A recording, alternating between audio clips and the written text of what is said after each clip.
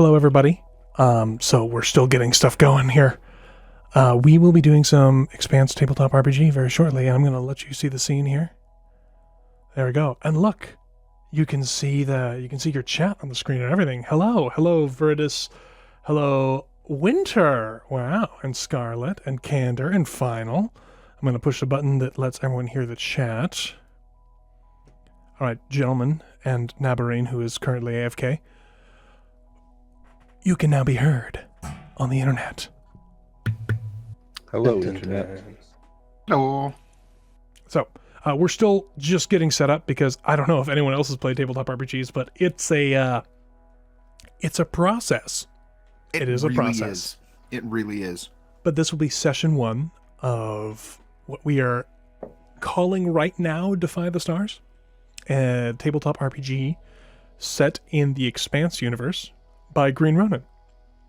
And if you type !Expanse, you can get the link to all the materials for Green Ronin, who graciously allowed us to use the art from their book live on stream. That's all. And said art is fantastic. Gorgeous. It's amazing. The books are probably worth it just for the artwork, in my never to be humble opinion. But it's also pretty impressive that the system itself is just a really fun system from a novice's point of view here. Well, I mean, and even mine, it's very easy to pick up. Basically, all you would need to play would be 3 individual D6, 6-sided die. You would want one of them to be a different size, different color, something like that, because there is something called the drama die that will come up on occasion, which in essence is it determines how well you succeed, or I suppose how well you fail, if you wanted to look at it that way. So if you were to roll and succeed, but that drama die only contributed like 1 or 2, you kind of just barely pulled it off. But if you roll a 6, that means like you just blew whatever that test was out of the water, and you looked really, really good doing it too. Yeah, like getting out of a decompressing storage unit. Mm-hmm. Yep.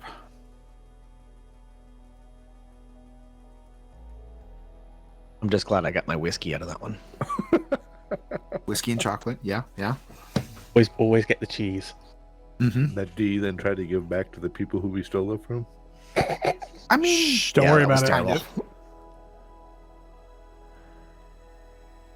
Yeah, if you this know is what in you're reference talking to I ran there's a wonderful one-shot intro adventure called Cupbearer that I believe is in the free quick start guide, quick start guide, which is free. Yeah, anyone can go play that if they want to.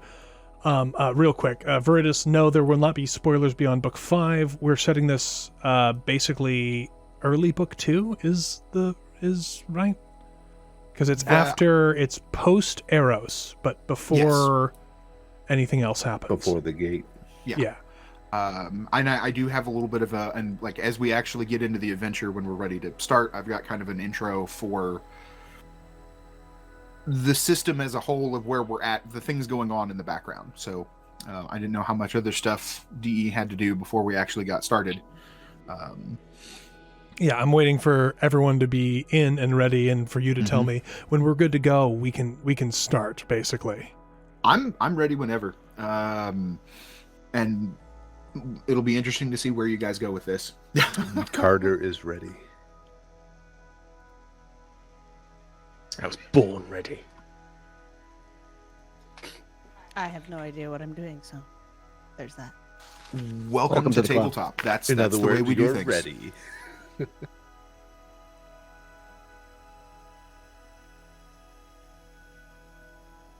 Yeah. All right. Well, I've got some eerie space music going. If you want to start us off, Squirrel. Okay. To begin with, this is going to be a very, very broad primer for a few moments on if somebody doesn't know what the Expanse is. I will also note that my exposure to the Expanse is limited to watching up through about midway season 3 of the show. And one of the things I always take when I run a game in an established setting is this is not the TV shows Expanse. This is not the books. This is nobody's but ours. So for one thing, our heroes, our folks that we're focusing on are not the crew of the Rocinante. That stuff is happening. They may interact. Things may happen in the background. I may inadvertently or intentionally change things, make rulings on what's going on that don't fit things out of the books or the show, and that's okay because this is ours. I'm happy to, if I need some input or if there's things that need changed or clarification, but otherwise this is our story. I'm not sure exactly what the timeline is, but at some point in the future humanity spreads to the rest of the system, greatly accelerated by the creation of the cheaty Epstein drives that let ships move around like they shouldn't. And we have three major factions. There's the United Nations, which is centered around Earth. There's and I'm terrible with exactly what it is, the Martian, Martian Congressional Republic is Mars. Yep. And then you have a group that's kind of lots of little groups called Belters. That's folks that they live in space for the most part. Various moons, asteroids, ships that kind of make everything work. Belters are very much, as far as any of the inners are concerned, Mars or Earth, kind of ignored. And there's a lot of play in the background of how everybody interacts. As for our story specifically, the last several months have been tumultuous. It started with news of the ice hauler Canterbury being destroyed, and soon after a broadcast from one James Holden that blamed Mars for the attack and destruction, unprovoked destruction of the ship. Soon after, the MCRN Donager, which the flagship of the Martian fleet, was also destroyed with all hands. And speculation was spreading like wildfire as tensions rose all over the system. Several weeks later, it seemed as if the UN and Mars were on the very, very brink of war. I think closer than they had been than when Mars declared independence, I think was the closest that any of this Cold War kind of standoff. This was as close as they had gotten. And I've lost my place. And there was an MCRN vessel that destroyed a research outpost at Phoebe Station, and in retaliation, the UN destroyed the moon of Deimos over Mars. And amongst all of this chaos, seemingly unnoticed by most of the system, the settlement of Eros was placed under quarantine. And before anybody really officially had any time or inclination to investigate, the asteroid did something that by all rights should have been impossible. It moved. With no evidence as to how or why, the whole asteroid began to move and pick up speed on a straight line to strike Earth, only veering off at the last possible moment to strike Venus. Now, everybody in the system has an explanation for how Eros could have done this impossible thing that it did, but no one really has any proof to back up their explanations. Not that anybody seems overly concerned by this lack. And it's in this environment that we join our story. There is a freighter, Cornucopia class supply ship by the name of the Shakespeare, or the Bard, as it's affectionately known by its crew. And all of our characters are in one way or another either crew or passenger, somehow attached to this ship. So everybody, if we want to take a moment real quick to kind of describe who you are, maybe a little bit about what brought you to be aboard the Bard, and what it is you do on board the ship. Well, I'll go first, I guess. Let me pull up my character sheet here. I know how to do that now. By the way, everyone, there's going to be times that we're confused and we take a minute to figure out how to work the system, because all of us, except for Squirrel, are completely newbies to virtual tabletop, and there's going to be some little hiccups now and again. But And even myself, I'm still learning all of the tips and tricks and stuff for the system that you see us using, by the way, is Foundry Virtual Tabletop. Just throwing that out there if anybody's interested. yeah, and this age system, Squirrel and the rest of us have played it exactly once for a few hours. So we're learning the system as well. But all right, so sitting in one of the extra crew compartments that they sometimes use for passengers is a middle-aged man named Chester Robert Neihart. He is a Martian. He was born on Mars. He served time in the Martian military, as is completely compulsory when you are growing up in the MCRN. And he grew up, before he joined the military, he grew up helping his family run one of the largest megachurches on Mars, a church called the Red Rock Colonial Church, which has its roots back in the colonial days of Mars before Mars had its independence. And so Chester grew up with this very kind of big, not specific denominational, but very, very, big Christian influences in his background. And then he went off to war. Well, not war, to military school, I guess, and then served his years in the military. And because of his background, he became a chaplain in the Martian military, and also a medic. And after going out, he was very full of, hope and excitement when he went out. But going through all this, he didn't really... should I be giving the entire backstory now, or should I just be describing what he looks like? I don't even know what I'm doing. I just whatever you think the others aboard the ship might know or have picked up about your character. You don't need to give your full backstory. You don't need to give away all of the secrets. I'm so excited about my backstory. I just realized that, I probably shouldn't tell everybody the whole backstory. All right. Not a problem. Anyway. So, things happened. Many things happened. And Chester found himself working once again for his uncle running the Red Rock Community or Colonial Church. And he was dissatisfied and grabbed passage on the Bard, heading for Tycho initially, and offering his skills as a medic to the crew.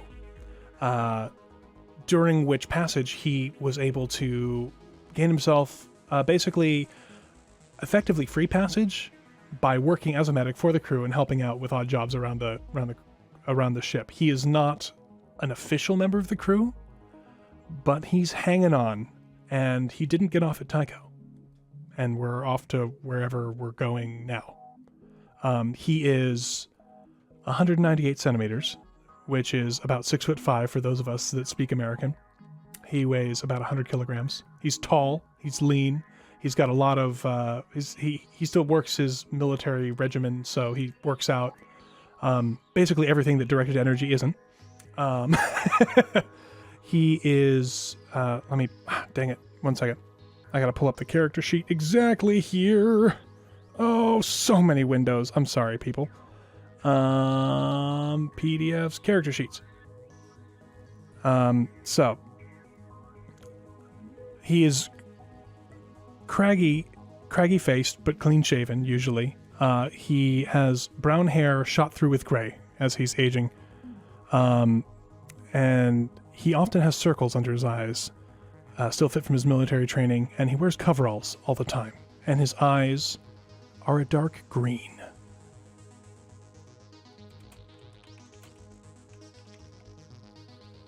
What a beautiful introduction. Yeah. That's me. I mean, that's Chester. It's not me, but it is me. Hello. I'm sad. I'm Chester. He's currently in his room, not on shift. Next. I'll go. I'm playing Carter Drayton. He's the second mate of the Bard. Typically works the overnight shift, so He's not really around too much during the day, but he does try to make his rounds around the ship, make sure everyone's doing well. He's technically he's a Belter politician. Now, what that entails, I'm not entirely sure. Basically, he grew up as a rock hopper out in the Belt, and when a little bit more fanatical OPA cell kind of moved in there, he kind of stood up to them and made sure that the people that he cared about were taken care of, and he got a reputation for being the type of guy that will look out for the Belters. He did run afoul of an Earth core or two, so he got off where he was living in the Belt and got a job on the Bard and rose up to the command staff. He's 39, he's 6'4", he's 210 freedom units, heavy, and he's done pretty well for himself. He's got a pretty easy life on the Bard with what he's making. That's it. The rest you'll have to find out. Ooh. I suppose I will go next. My character's name is Juniper, but she goes by June. Last name McKenna. She is 32 and her height is 5'7". She is she's quirky. She's got red hair that she keeps long, except on one side, which is shaved up close. And when she's working in 0G, it's always up in this tight braid that she keeps. So she's always got a collection of bobby pins on her. And she is the ship's negotiator. Basically, if there's a contract that they can swing, she is quite attractive, is very good at her job, and can generally swing a pretty good deal for the ship. She is from Earth, from Florida. She tried her luck at working for the Disney mouse down there, and it just didn't work because Earth's ability to hire anyone is awful. And so when that didn't work, she decided to leave. She is looking for someone, and she doesn't want to go back to Earth. She wants to be part of a better world in the future. She has a personal goal of trying to make things better between Earthers and Belters. Just be a good example and make sure that anybody who meets her that is in the Belt thinks, you know what, at least there's a good Earther. And she's empathetic, but she can also be quite deceptive, and she holds most things personal close to her. But she'll be very, very good to you, and she also likes to party. She enjoys a good time.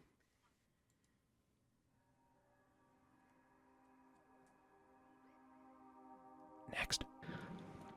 I'll go next. So I am playing Nigel. Nigel is a Belter.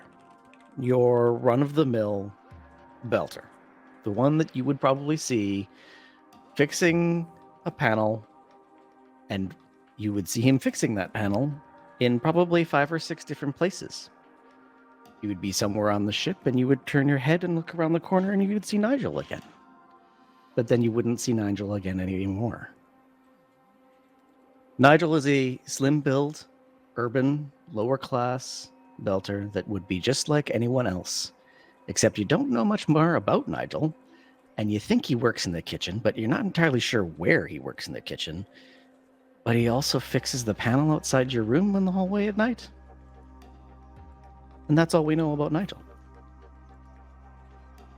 You shifty man.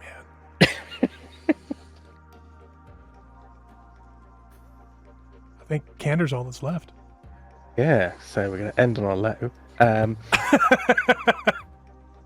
So I am playing Thomas Lysenko. He's one of the ship's pilots. Martian descent.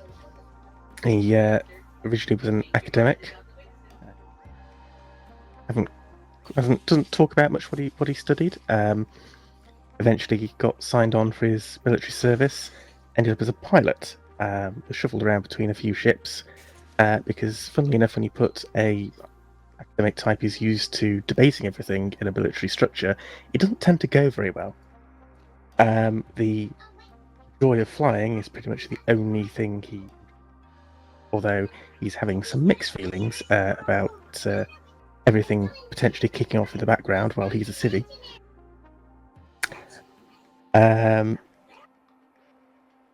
He's short for a Martian. He tends to slouch a lot as well. When he's in the piloting seat, he sort of forms this sort of shapeless mass in sort of squishy clothing in the acceleration couch. Be a bit snippy with belters and earthers. He has not gone into.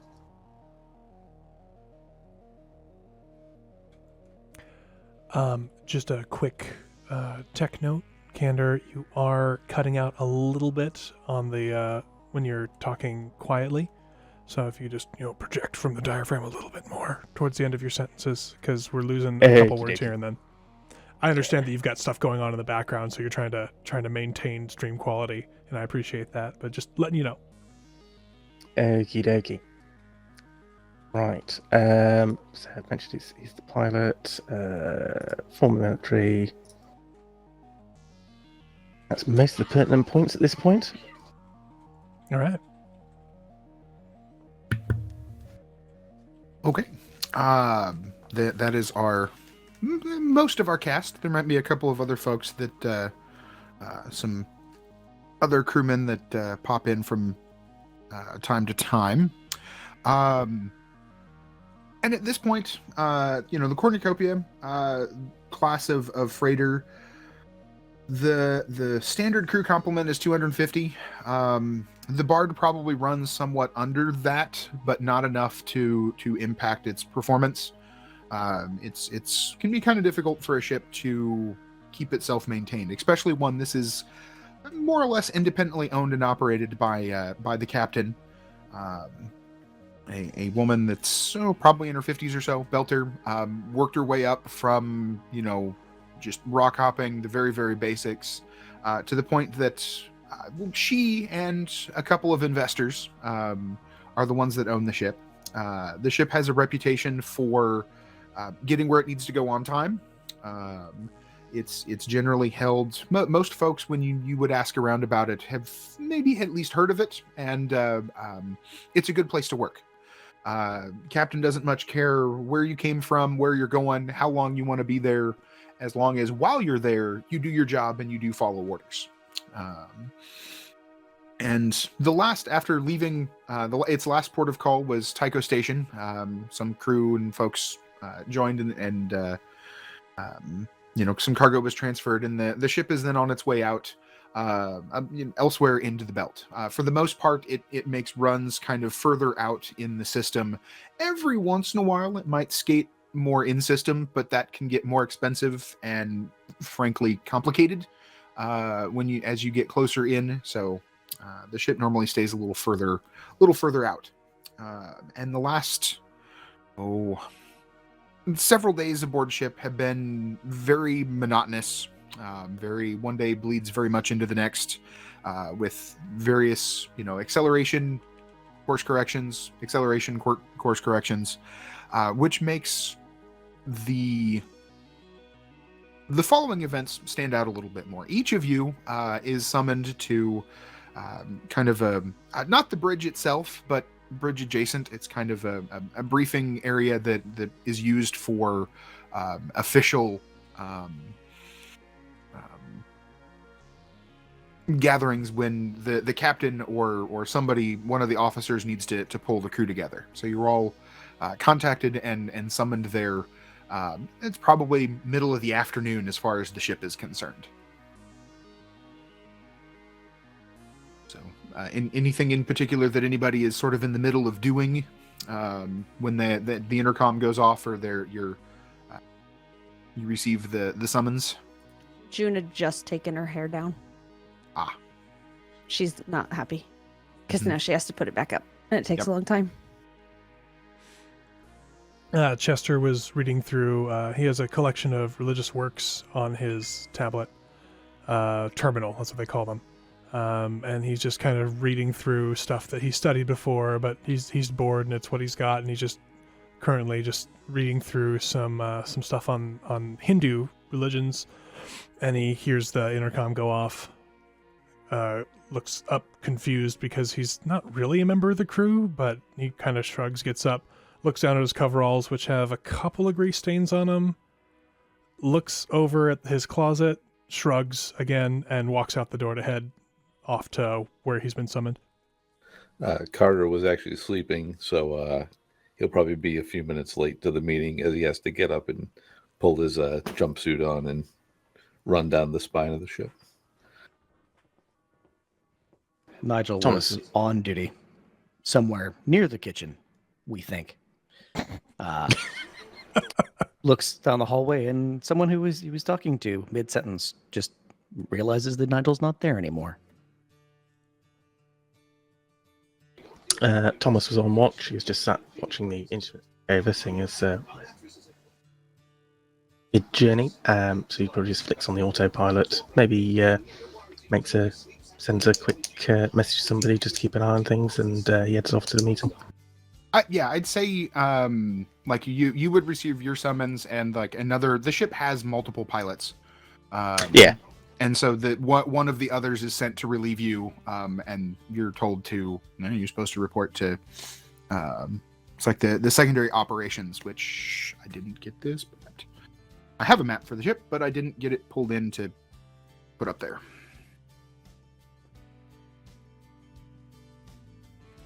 Hashtag best prepared GM. That's okay.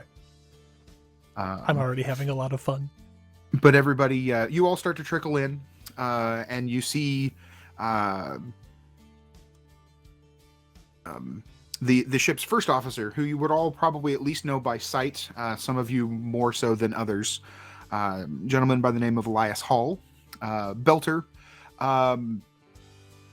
somewhat heavy set for a Belter, which is unusual. He just has a presence of being solid. It's kind of an interesting. He doesn't really look that big, but he just has this feeling of being a large man that is. It's very obvious why he ends up in the position that he is. Did you say his name was Elias Hall? Yes. Okay. Keeps a well maintained, but kind of a full beard. And all of you start to trickle in. One other individual that's there that some of you may recognize, some of you may not, is a gal by the name of Rebecca Pickett. She came on board at Tycho, has been back in the engineering sections. She's just kind of standing off to the side, off on her own. Appearance-wise, she would, by most folks' standards, be considered relatively attractive, but those that have attempted to interact with her have learned very quickly that it's not that she doesn't like people, it's just that she understands machines better. So it wouldn't be uncommon if you were to sit down at the mess table and start talking. She may not really respond, but she's there, and she would just get up mid-statement and leave because she was done eating. A lot of the social niceties don't. She either didn't pick them up or she doesn't care. But it's she's picked up a little bit of a reputation in the short time she's been aboard the ship, as being a whiz with the engines, but not so much with other people. And then I believe, Chester, you said you'd probably be the last one there since you were off duty and asleep. No, I think no, Nigel. Nigel did, yeah. Getting used to characters. It's all right. The Elias would greet each of you, but you can see he's involved in some other discussions, and he waits until all of you have arrived. he would then look up and nod, recognizing that the last person that's been called is present. I appreciate all of you coming in. I know some of you were on duty elsewhere, but we have a bit of an interesting situation this afternoon that the captain would like us to look into. We picked up readings of a ship sitting not too far from here. It's not giving off any no signals. Nobody's answered any hails. There's nothing that we can tell. And seeing as we've managed to get ourselves somewhat ahead of schedule, the captain wants to go ahead and give it a look. And all of you lucky folks have been sort of tapped. And then he will look at Chester, assuming you're willing, those of you that aren't officially signed on, to go give the place a look. I don't have any objection to that. Sounds it's a little unusual, but does it look like there was trouble, or like am I going to need to bring my medical supplies? We really don't know, but it wouldn't be a bad idea for you to take them along just in case. All right. XO, is this thing just on the float, or is it under power? It seems to be, and this is as the GM, somewhat inexperienced. There is, I would say, they are displaying what's being seen, and there's kind of an asteroid hanging out, sort of on its own, and then close to it, like it might have been parked next to it, is what's very obviously a ship, but you're still far enough away that it's hard to tell exactly what it is. But size-wise, very much smaller than the Bard. Probably a much smaller independent freighter of some sort that's hanging out there. Nothing that we can see from here that shows any obvious signs of damage, but if the ship is, salvageable, then the captain's definitely interested. If it's got any cargo, or if there's any aid that we can render, that's what she wants us to do. Understood. Is the big Bard going to pull up alongside, or are we taking a shuttle? Well, we're going to get that's where the next fun part comes in. Ooh, I like fun. The shuttle still having some electrical glitches, and I'd say a couple of you would be aware that the shuttle that the Bard carries with it has been something that some of the techs have been routinely trying to hammer down. Every once in a while, the controls would just kind of get unresponsive, and they can't figure out why. And it's one of those that 98% of the time it's fine, but 98% of the time when you're flying a shuttle is not really good enough. Because when it does cut out, it's more than likely going to be at the exact wrong moment.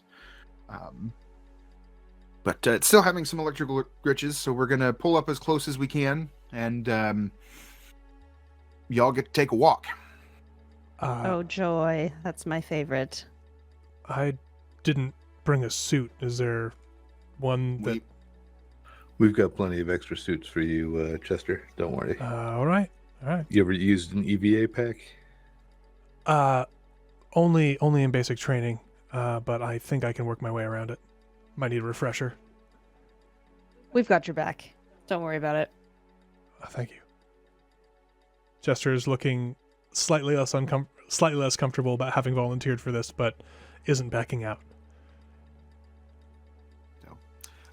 Elias would then go on to inform you all that you have a little bit of time to gather whatever tools or material you need, and get checked out with the spacesuits while the Bard finishes making its approach.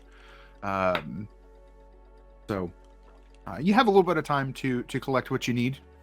If there's any equipment, anything in particular that anybody goes looking for to collect that might not be kind of like standard issue.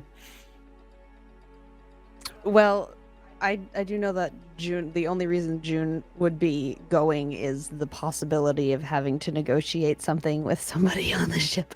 So she's gonna make sure she brings all of her data pads, make sure she's looking good, and so she's still doing up her hair, and she in the middle of the meeting, as he was mentioning what was going on, she changed her mind about her hairstyle and started doing it differently, and so she's prepping, and when she goes, she'll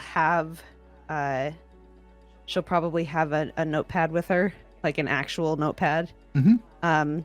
And maybe a basic contract of some kind, not necessarily, oh, hi, we're from the ship and you need to sign this right now, but just in case of whatever has to happen, she'll have necessary She's getting ready sheets of contract and paper. you have to give us this much if you want us to save you. Something like that, yeah. It's probably pretty fair that June probably has on her her tablet or her phone some general boilerplate kind of contracts that can very quickly be, fill in the pertinent details of whatever situation June might land herself in, to close the deal on a contract and get everything done up official. Yes, and the only reason she brings the real paper with her is for the look of it, to be able to be like, oh, look at how well off we are. Look at how well we're doing, because paper is not a thing. Yeah, it would be. Yeah, that would be rather unusual. Carter's going to go check out a taser from the command armory, and probably requisition a couple extra oxygen bottles, because things never seem to go well whenever he's involved. That's why he's on third shift. Is that close enough to where I see him grab a taser? The other thing Elias would relay if questions were asked is that, because they are sending you very much into an unknown situation, that before you leave you would all be able to draw some sort of weapon before you leave. It's just, if it's not your own personal one, you got to sign for it and you're going to have to return it, or it'll get taken out of your pay. Oh boy. Chester's going to ask very nicely if he can also have a taser, because he doesn't like the idea of poking holes in people, but he doesn't have a problem with zapping them until they stop trying to hurt him. Yeah, Carter would hand him his and then check out a second one, since Chester isn't actually in the full crew yet, so he just hands him the one he checked out and then checks out a second one. Okay. So that they are both under Chester's name. Good to know. Carter's name. Excuse me. I'll get there eventually. Yeah, that's all right. Well, we didn't do you any favors being named Chester and Carter, so yeah. Chester kind of looks at Carter and says, thank you. And then he walks back to his room and just kind of picks up anything that's out. He actually changes into a fresh pair of coveralls that doesn't have lunch stains on them. Grabs his medical supplies, and then heads down to the infirmary to pick up. He would head down to the infirmary to pick up anything else that the crew might think he might need. I don't know if that's just to make sure he top up what supplies he doesn't have, because he's going to be using on ship business, basically. Yep. I don't know whether a freighter like this would have a chief medical officer, but the person that's in charge of the what would pass for a sick bay is aware of what's going on, and you would have what would pass for a reasonably well-equipped first aid kit that you can replenish or be provided to you, since you are going on ship's business. Okay, sweet. Oh, I forgot to mention that June also stops by the kitchen and grabs a couple snacks, because she must have snacks on her if she's going to an unknown place where she doesn't know if people need food, because that's the fastest way to people's hearts. There you go. So what kind of snacks does June collect? Well, she'll probably bring this is a Belter ship, right? So it's not going to be like gourmet. Yeah, it won't be some red gourmet. kibble. But one of the things that the captain Kibble. does ensure is that it's not like inner grade, like real high end stuff, but the crew does have access to some.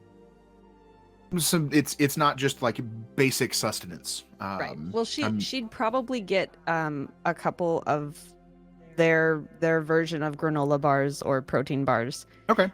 Something that she, if somebody was in trouble or they hadn't eaten in a while, this will not only give you something to eat, but it will actually give you some kind of sustenance. And then she'd probably sneak a few little candies if she could. Yeah, I'd say that would be easy enough to do. The ship does carry, there's kind of, it's not necessarily at every meal, but especially somebody in June's position where love she's it, not Rag. really an officer, but she has a very definite, very valuable place on the ship. If she starts asking for things, it usually happens. So that's easy enough to do. I get the sense that June is very pleased that that's the way things As are. Nigel had slunk into the room late, and as everyone starts to file out and grab their things, Nigel slinks right back out of the room. And on the mention of a new ship and a thing to do, slips past the armory and grabs a pistol and happens to grab a few other things that disappear into his pockets, and is on his way to the shuttle bay. You can't Okay. hide things from the GM, man. There's that Yeah, secret tab on the Yeah, character that's- sheet. He could have very well have something going on there. He snuck out a tactical nuke. On a freighter, yes. Yeah. Yes, it's a munitions freighter. Well, no, nuclear mining charges. It's true.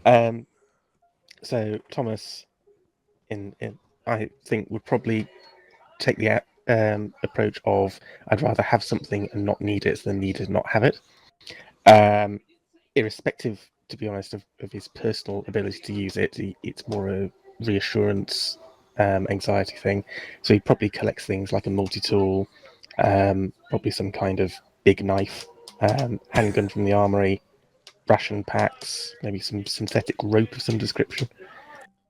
And if he can squeeze it into his pockets, maybe some an extra CO2 scrubber.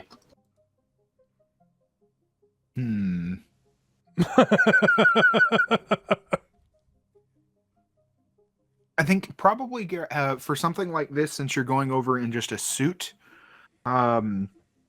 grabbing kind of an emergency O2 bottle would probably be easier than something that would actually than anything like that. Okie dokie. So over this course of time, and again, myself being unfamiliar with exactly how all of the technology in the Expanse works, there is a deceleration burn that is done as the bard gets in, so it can be kind of parked there, and you all then arrive at the airlock or shuttle bay that you would have been informed to go to. Those of you that don't, that you're not on the crew, you get checked out in another or in a spacesuit. Those of you that are on the crew, whether there's one assigned to you or I'm sure one of the safety things is, drills in getting into the suit just in case there's an emergency. And so you all arrive there ready to go. Rebecca is also there. You can see she's got outside of her spacesuit a tool belt with various and sundry tools hanging from it. She has kind of a bag thrown over her shoulder that you would guess probably has more tools in it, but she still kind of stands a couple of paces away from everybody, not really engaging in any of any discussion.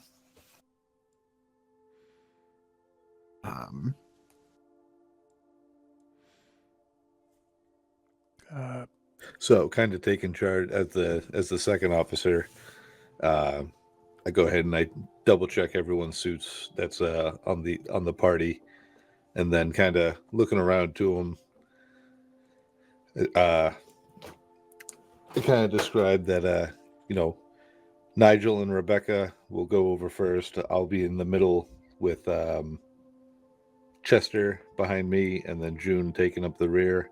When we get over, we'll have Rebecca and Nigel test to get into the airlock and cycle us all through. And then look around and ask, is everyone ready to go?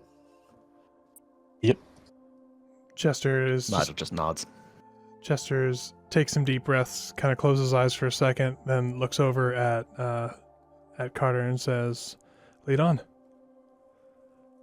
All right, so he puts his helmet on, and enters the airlock, and waits for everyone else to file in.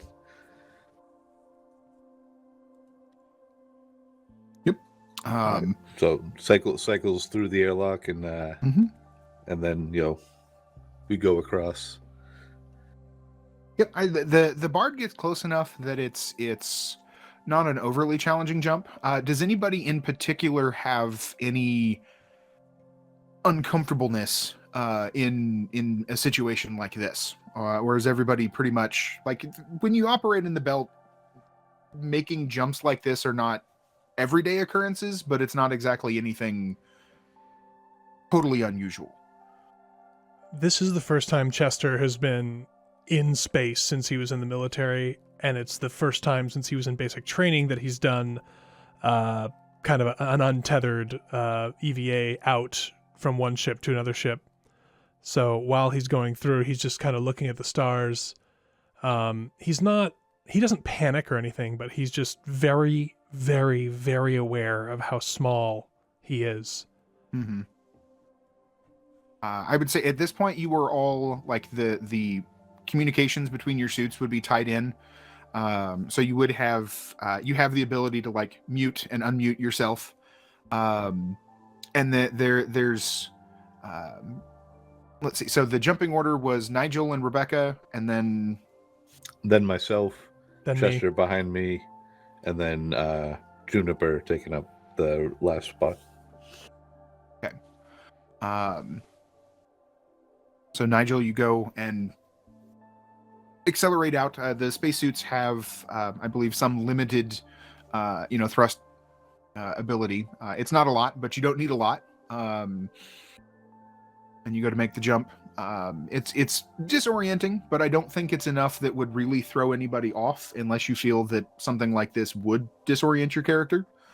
Over the communications, there's a little bit of a not quite a giggle, and then a voice that you actually haven't heard yet.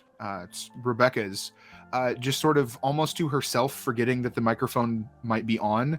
The comment that there is no up in space as she steps out and accelerates. Question to the GM: where's Rebecca from again? She is a belter. That's about as much as anybody on the ship has been able to get out of her. But exactly where she's from and what her history is, you would have to ask her. And folks that have tried haven't really gotten very far. Well, Nigel, also being a belter, is going to be floating through this void rather effortlessly, not really perturbed by the fact that there is anything up, down, left, or right, as none of those really matter anymore. Sorry. Misclicked. That's all right. June is So the only Earther here, but she's been on the ship long enough and has done a few of these things that she's okay. She's not gonna tell anybody that she's, like, petrified anytime she jumps, right? She's okay until she has to jump, and then there's nothing beneath her. Just the Tower of Terror. Don't worry about it, June. Yeah. So, but she's, her attitude has always been one of the ecstatic type. She's, she'll take what she gets and make it okay. And so she's gonna be fine. And if she dies, then she dies. Ta-da! That's just kind of her attitude. Ta-da! So, yeah. Okay. Okay.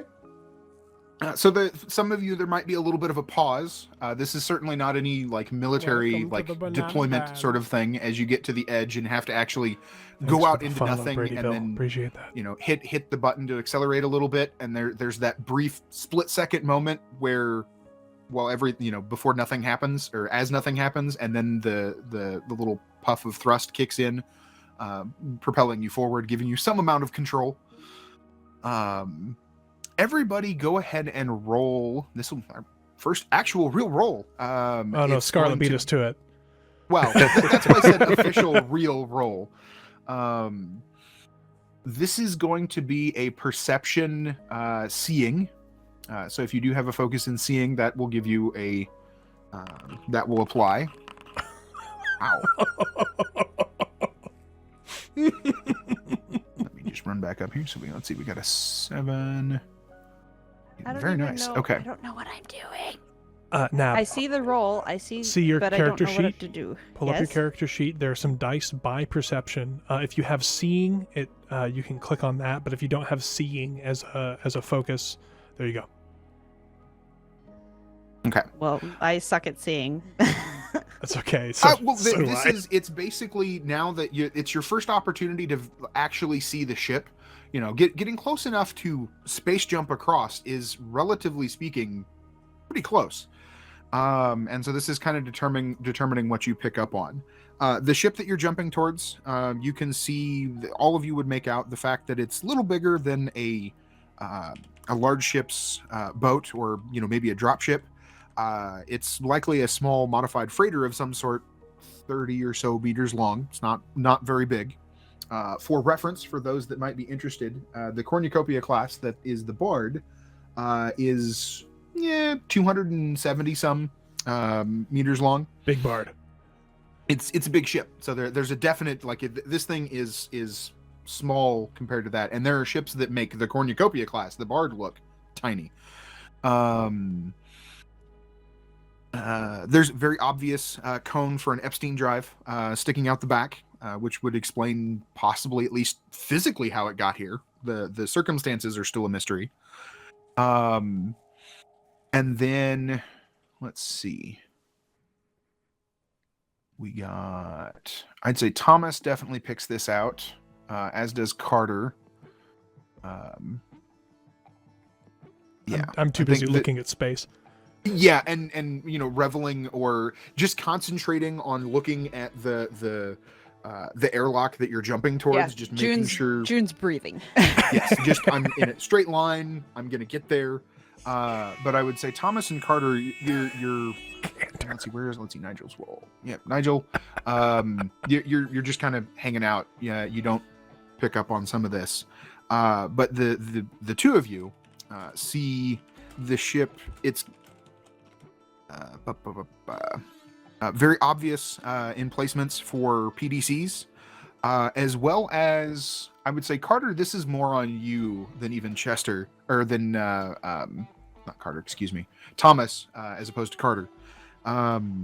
The what is very likely a torpedo tube from the front of the ship, leading you to believe it's very likely not civilian, because most civilian ships will mount PDCs of some sort, if only to hit rogue rocks that might be a problem that they can't maneuver away from. But yeah, that torpedo sticking out, the torpedo mounting sticking out the front that's weird. I would say you also notice, as you go across, there's not a name, number, no markings of any sort on the outside of the ship that you can see as you go across. Question: I understand that Chester's not paying attention, but as he gets close to the ship, does the ship look familiar to him at all? Because I mean, as with a naval background, he would be somewhat familiar with general ship designs and things. Does it look like it was a civilian design or a military design, or is he just, with that role, is he just too busy looking at space? I mean, if it's military, it's not anything that you've seen. It's definitely looks more civilian than it does military. Okay. And it certainly doesn't have the markings for the MCRN or the UNN or anybody else on it. And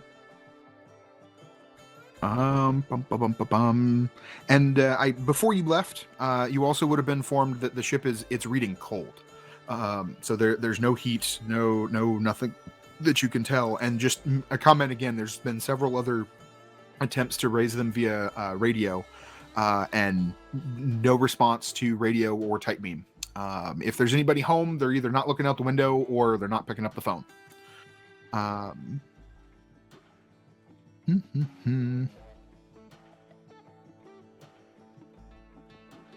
Okay.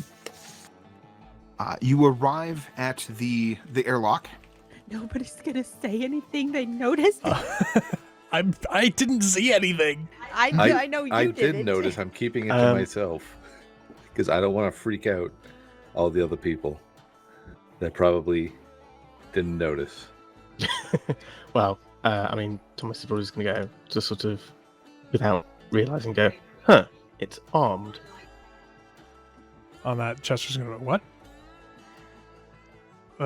It could be armed. Those doors. They could be empty behind it. The ship's reading cold, and we haven't been blown out of space. So let's just stay focused, everyone. All right. Thomas is going to mute himself and sort of grumble about, or what would a belter know about torpedoes?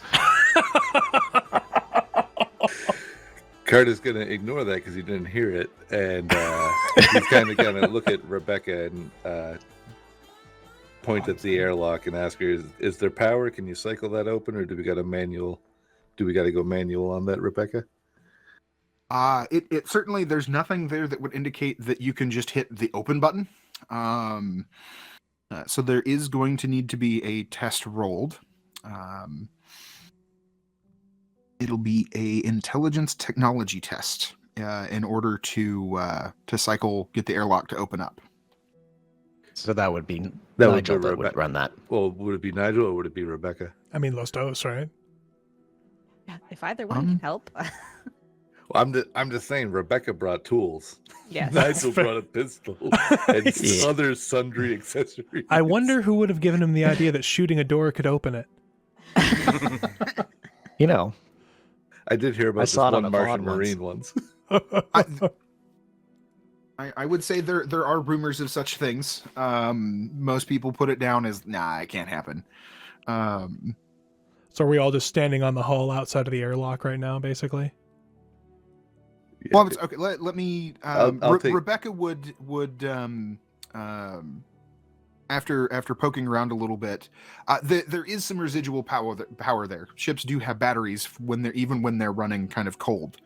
So I would say she would tell you that it could be done either way. There's probably a manual override that she'd be able to get at, or if somebody wanted to poke around with the panel, she's like physically opening the door. She can probably figure out how to engineer her way through.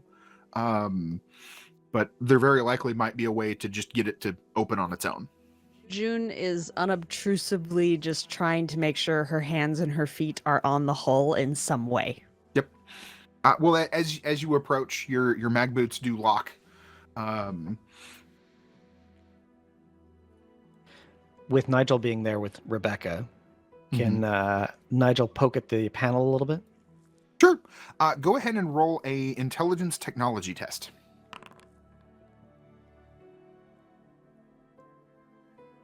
I would say a 16 will do it.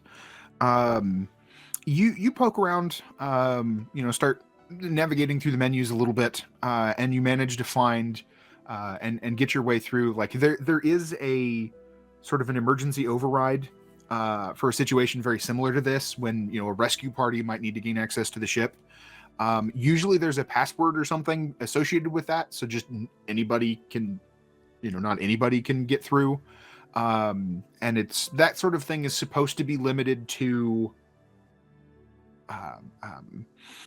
like a select group of like first responder type people, very much how like the elevator key firefighters would have access to.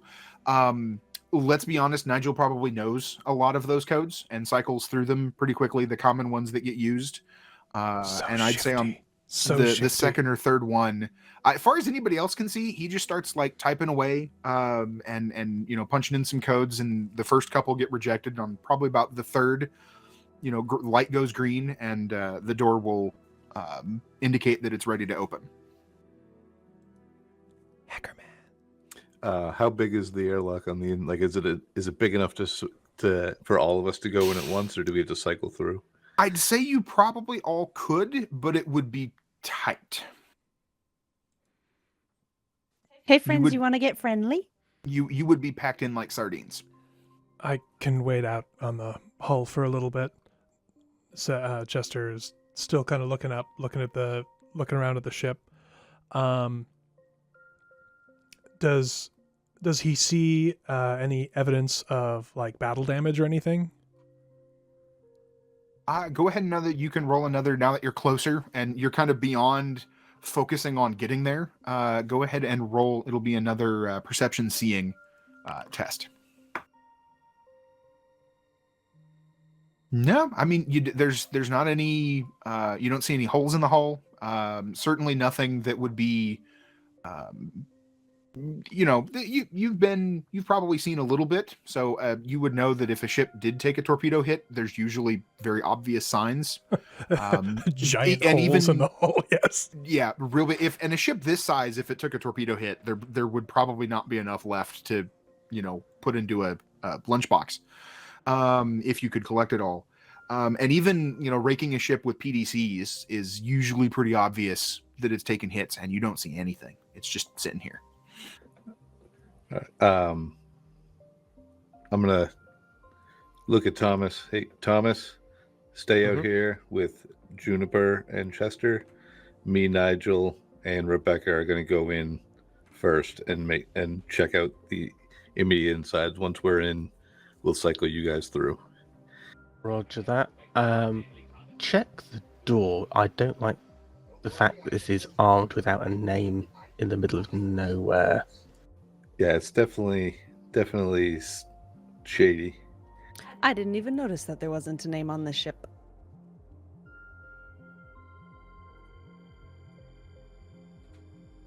Nigel just Thomas- nods again and slips inside.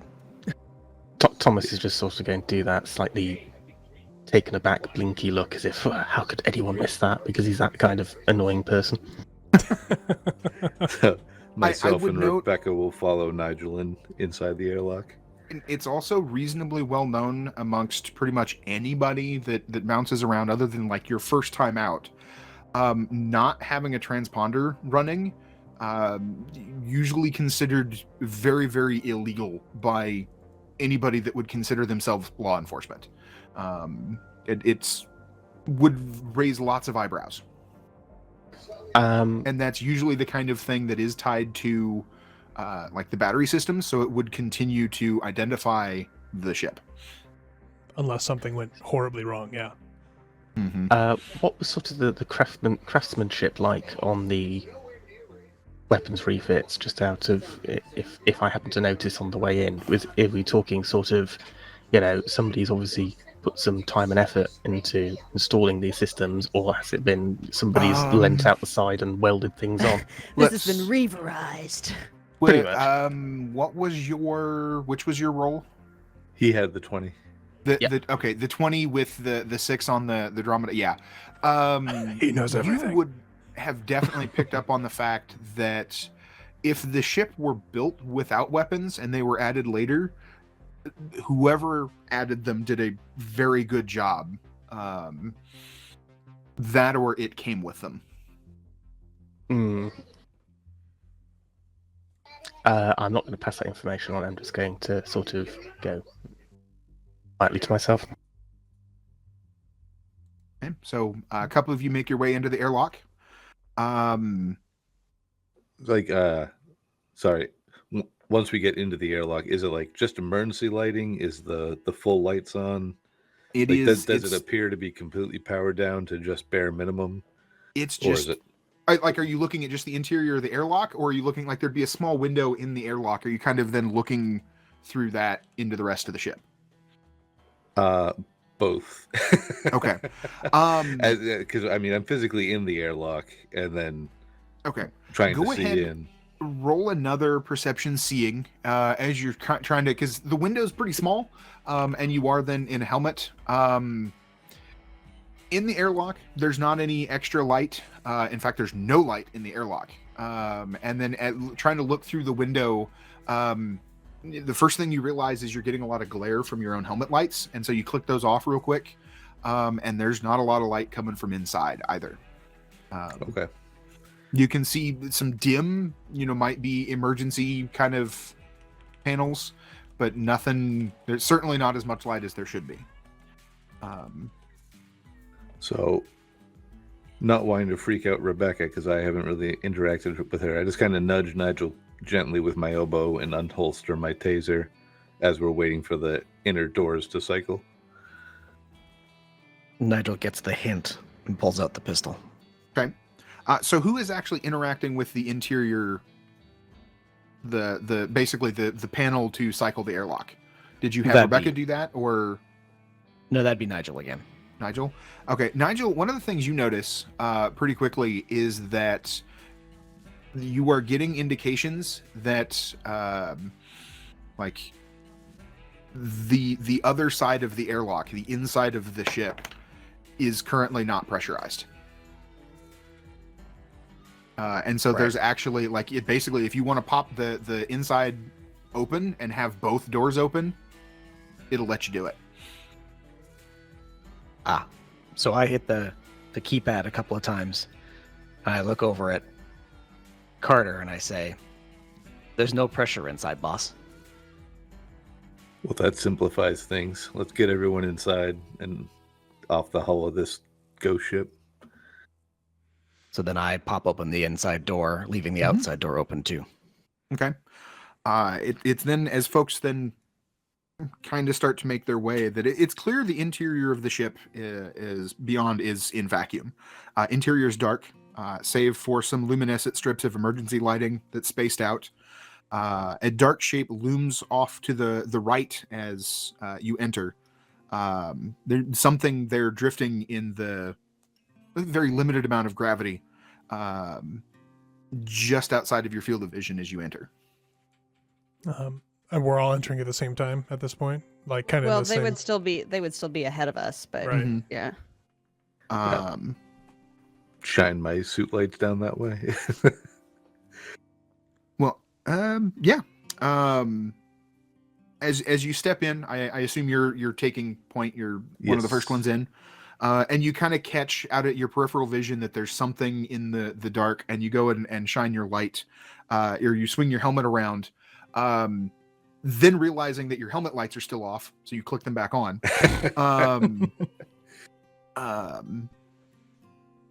And you see the shape resolves itself as you suddenly click the light on, as a figure in a vac suit. Their feet still magnetically locked to the deck, but the faceplate of the suit is broken. Small shards floating weightlessly around their head. Person inside the suit is very obviously dead, but the vacuum conditions made it hard to tell how long. It looks like we got some civil war inside this ship, people. Let's take this easy. I want Rebecca and Nigel to go down to engineering and check out the reactor. I want to get power back on this thing. The rest of us will head up to the cockpit. Okay, I will hold on to assist in this. Ooh, do we have a scene? We have a scene. We do. Ooh. All the little tokens appear. Yeah, looking all over everything. So you have the overall outline of the ship, and then we've got some individual kind of slices of what the decks look like. The ship itself, this is not unusual. As you look around yourself, down would be towards, as far as everything is built, would be towards the rear of the vessel. So while it's under thrust, that gravity kind of that force would push you against the base of the deck. Thrust gravity, yeah. There you go. I knew there was a word I was looking for. Yeah. And then kind of up through the center is an open channel, and then there is a ladder. So if the ship is under thrust, you can climb back and forth. But as it is, you can just kind of float wherever you want. And so you are entering. I think you can see my cursor here. Yeah. From one of the external airlocks, which is then here as you enter. Okay. Okay. So we can surmise then that this poor soul was either on his way in or on his way out. The assumptions you can make are whatever assumptions you would like to make. Okay. But the figure would be just inside the interior airlock. Okay. So once I'm inside, so we're all inside now. I'm gonna walk. Well, I guess float over where I guess we got our magic clicky boots. I'm gonna move over to the corpse, and I'm gonna try and see if I can figure out what killed him. Like, did he smash his face against something? Did he get shot? Okay. Go ahead and roll. I have to remember what all of my skills and whatnot are. Let's see. Medicine, is that under... I think that's under intelligence? Probably, yeah. I feel that's where it is. Does the medic skill give me any bonus to this? No, it's just to treat things. Let me look. Chester. I just looked at the skill. It's only if I'm healing someone I get bonuses with the medic skill. So I'm not a doctor. I'm a medic. Okay. Yeah. Not a doctor. I'm a medic. Dang it, Jim. Evaluation. Yes, medicine would be a focus under intelligence. Okay. I'm reasonably smart. So you want me to make an intelligence roll? Yes, please. You kind of give the suit a once over real quick, and you don't see bullet holes or anything. But then as you get closer and take a really good look at the face and the faceplate, you can tell pretty easily that the helmet, the faceplate didn't just like he smacked his head and broke it. He got shot. That's what took out the faceplate. Carter, this man's been shot. Yeah, I kind of figured that out by the shattered faceplate. Well, I mean, but Those he's things- actually been shot, like with a gun, not with anything. If this was not an accident. No, I got it, Doc. Typically, people don't leave gunships laying around in deep space dead on purpose. He mutters under his breath, I'm not a doctor. Is it common for a gunshot to the faceplate to not actually leave anything on your face? Well, no, that's what the closer investigation, I figure most of you didn't walk over and take a really good look at this form that's still kind of floating in the darkness and the shadow. And it was as Chester walked over that he could see like the face, the head of whoever this was shows unmistakable signs of a gunshot wound. Okay. Is there anything in the area I can use to kind of like cover the guy's face? Just, like... Because that's yucky. Well, it's yucky and also just like out of respect for the dead kind of thing. Sure. Or is that just something I'm going to have to do later? That would, as you look around real quick, there is cargo and such. That there's some that's not a lot, but there's a little bit. You would gather that probably the next deck down is where most of the cargo would be. But you don't see anything, there's not any tarps or anything like that hanging out. All right. I don't do anything. I just kind of step back from the body and kind of silently reflect to myself. Mysteriously, I brood. You got any ID on him? Thomas pipes up. Oh, did I see any ID while I was looking at the gunshot wound? There's no, like a lot of times, and I think some of you that are on crew, you actually probably have like your name on your spacesuit. Even those of you that aren't actual crew, Mine your says suits- Schmidt on it. Yeah. They would otherwise reflect the name of the ship. No markings. It's not a military it's certainly, you would recognize it's a civilian spacesuit, but there's no name, there's no ID, there's no name tag. Kind of hard to check for a wallet when he's inside the spacesuit. You'd have to start removing the spacesuit from the individual. I'm not gonna poke at him. Not too much. Not more than I already have. I don't see anything. There's not even a name tag or anything on the suit, and I'm not about to open him up and take a look at his personal belongings right now. Fair enough. From what we can see, can we? Oh, but is it male? We're saying him. Is it male? Yes, Okay. it is. Yep. And from what we can see, can we tell if he's a Earth or a Belter or a Martian? Can I tell? Yeah. On a 16. Can anyone tell after a face has been blown away? Well, Well, by Well, you bone could make structure an and height, educated yeah. guess, yeah. Yeah. You would guess that he's probably an inner of some sort. Beyond that, he doesn't show, as best as you can tell, he doesn't show some of the signs that you might expect from some of the more extreme examples of Belters growing up and living in microgravity their entire lives. Okay. You would need a more thorough investigation, though, All right. to really suss it out. Okay, I'll just say, all I can tell is it looks like he's from it could be either Earth or Mars. It's hard to tell. I mean, I kind of gesture at the mess of the faceplate and the frozen blood. There's not a lot left to work with here.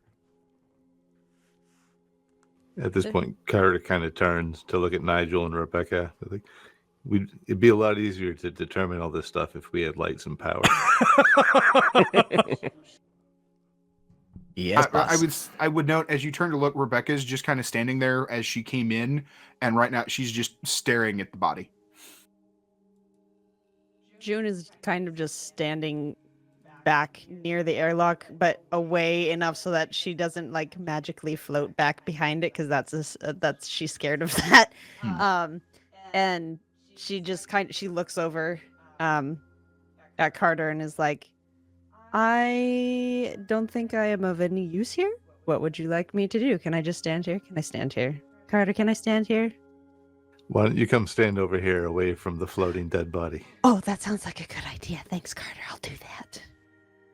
And she does so. She crosses the room as she's not very good at it because she wants gravity to be working and her boots are so she awkwardly makes her way over next to Carter and just kind of stands there. I'm gonna hey Carter, what do you want me to do? Obviously there's no one here in need of medical attention anymore, but I know my way around a ship. Is there anything you'd like from me? Why don't the three of us head up to Ops while Nigel and Rebecca get the power back on? Nigel's motioning towards the door and the floor. Nigel, you might need to grab Rebecca and get her out of sight of that body before she'll be of any use to us.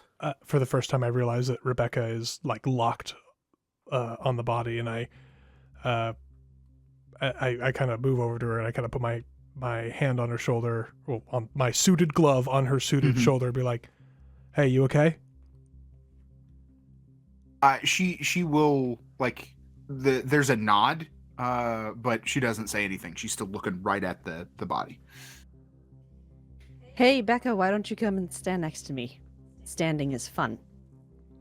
Are we standing? We're floating. No, she's standing. we all She's have got her mag grab. boots. Yeah, you've got your mag boots. No, Go if ahead June and can stand. She's standing. go ahead and roll communication. I'd say either communication leadership, communication persuasion, something like that. If you don't have the focus, just roll communication. Right. So I have a focus in deception for communication, but I also have an perception empathy. I don't know if that would do anything in this situation. Perception empathy. Let me look. Trey. Stand by me. Oh, stand by me. Picking up on the perception, empathy, picking up on and interpreting the feelings and emotions of others. Right. Because that would give her a better idea of how to deal with Rebecca. Yeah. Go ahead and start with a perception, empathy, to see if you can't maybe get a better idea of what has. Okay. Well, I think she's a little bit afraid of what's going on. You might gather that this might be the first time Rebecca's ever seen a dead body, and she's kind of processing that. So go ahead and then roll it'll just be a communication, if you don't have, because I don't think you're trying to lie to her. No. Basically to see if you can. Lie. I'm very confident in my ability to full-face lie. All right. Yeah. Ooh, Okay. Wow. Oh, wow. You're very persuasive. While you can't quite lock in on what it is, because, like I said, Rebecca's a bit of an odd duck. She very much has her own way of viewing the world. But as you mentioned, like you speak her name and you get her attention, you can see, and then Chester, you're over there. She kind of like, not startles, but you can see that there's almost like a twitch, and she will then turn away from the body and move over towards where you're standing. Give me just a moment. I have to evict a cat from the desk. Okay. Everybody say hi to Oh my goodness, I can hear the cat. Space cats. Space cats! It's turned into a very different series all of a sudden. Very. If a corruption drone shows up, I'm logging off. Do we have tokens that would help us better track ourselves through the ship I here? can. Hold on. We can kind of. Unfortunately, if I don't have art, well, and I've got to set some art up on a lot of them. And then I can set them. Whoops, I didn't get that done. Let me at least get it so they display Our colors. names. Well, I can at least get it to. Whoops, and that name is not correct. Hold on.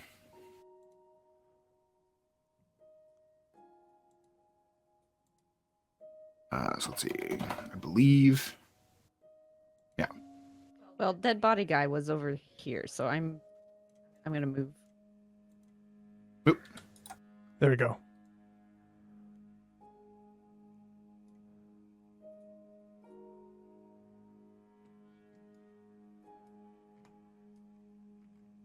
Eight. Oh, the tokens are almost the right size, too. For the map here. That's nice. Oh, why didn't that work? Because I didn't change. There we go.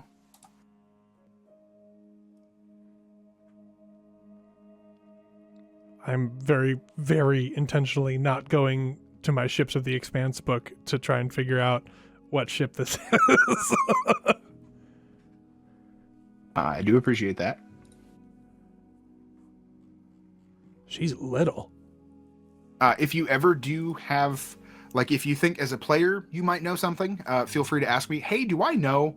And it might be a role or something like that Well, to basically find out in character and out of character knowledge. I very much do appreciate when players make an effort to provide that separation and ask what they know.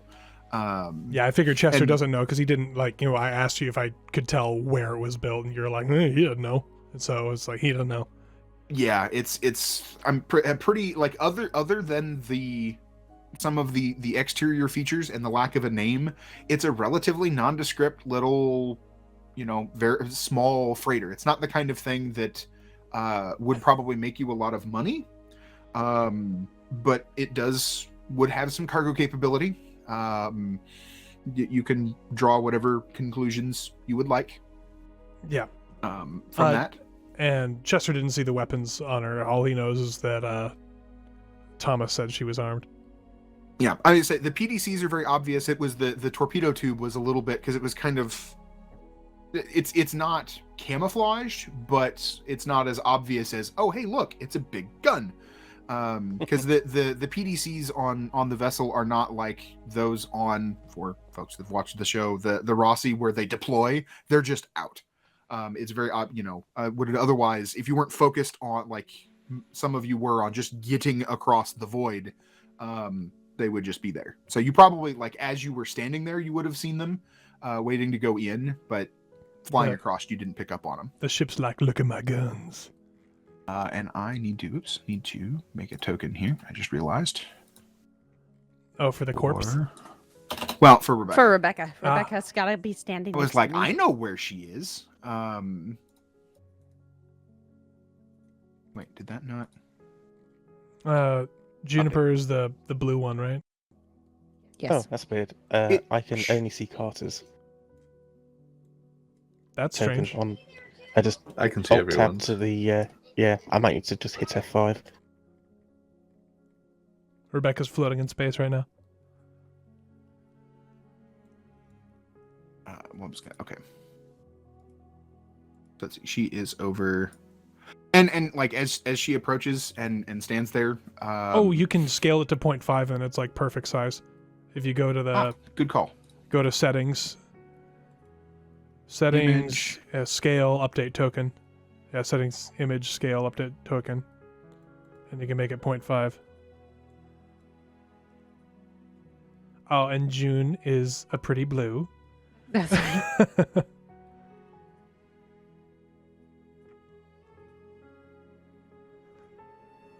Again, stream. So this is going to be one of those times that we're still trying to figure out how to use the program. Canvas drawing failed for the token layer. Huh? And then Thomas. Okay. Do you need to maybe close the tab and come back in, Candor? That's what I'm thinking. All right.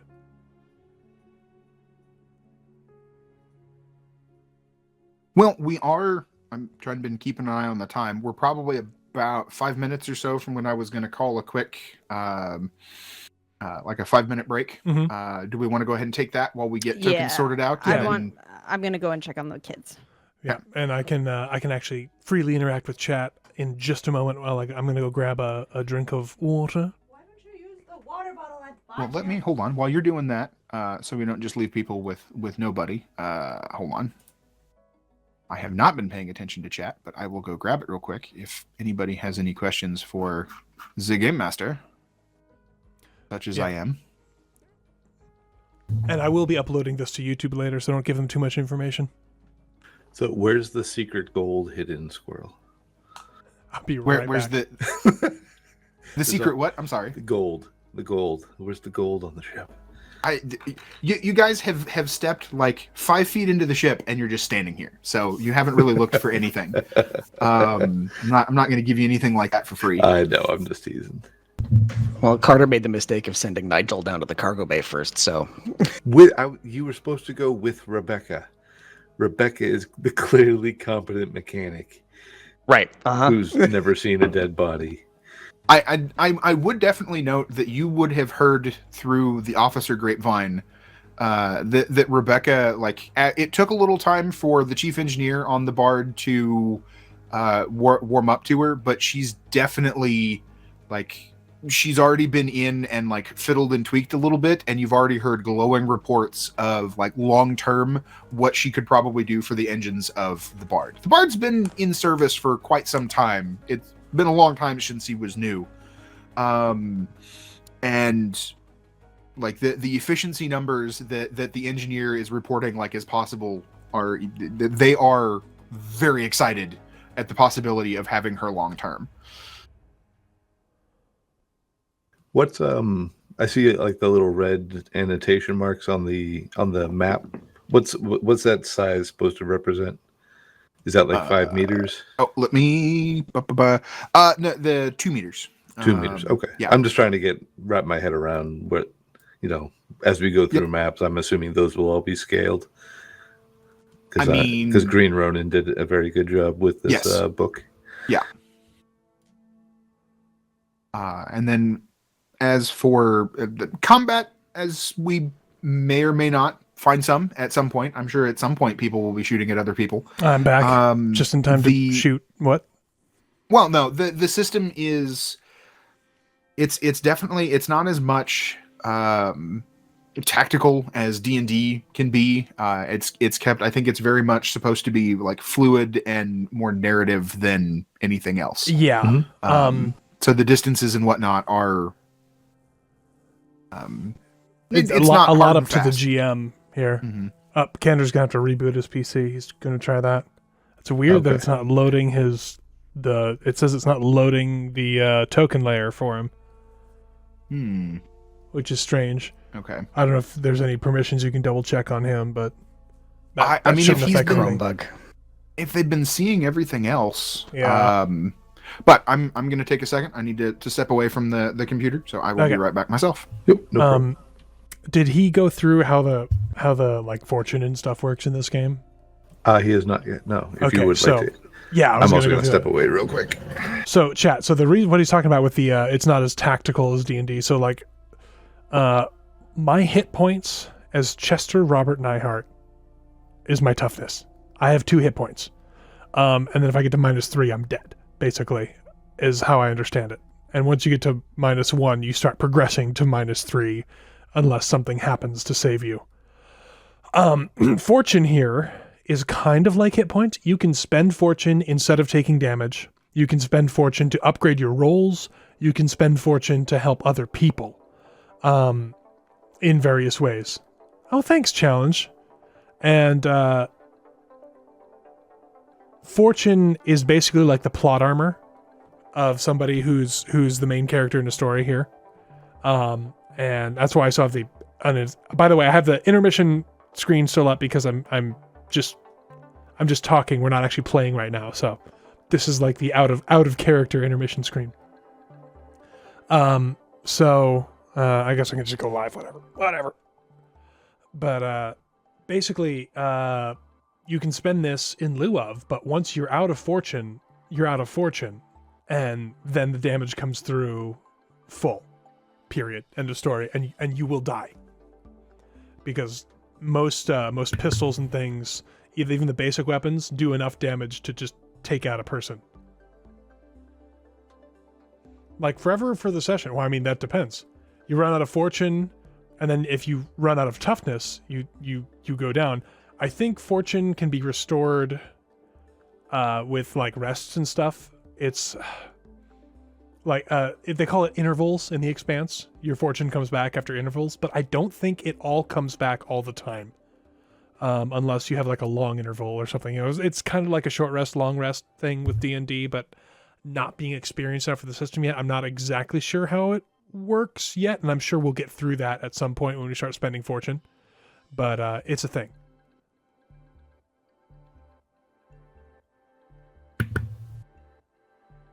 And I can hear Squirrel getting back into his chair because he's hitting his microphone boom. Yep. Squirrel, do you have a fund for a quiet microphone boom that people can donate to? I don't, because this is kind of the first time I've ever done this, so it's never really been an issue. I'm trying not to hit it. No, it's okay. It's okay. Card is back. Welcome back. Nab is still away. Welcome back. And am I the only one old enough to know that song? That Probably. show? You are pretty old. Welcome back, Carter. Come on. I mean, I know I've heard the reference before, but I don't actually know it. Ryek says Mr. Cartart. But yeah, so I've been super excited about this the whole time, and it's already like we haven't even done much. I'm just really excited.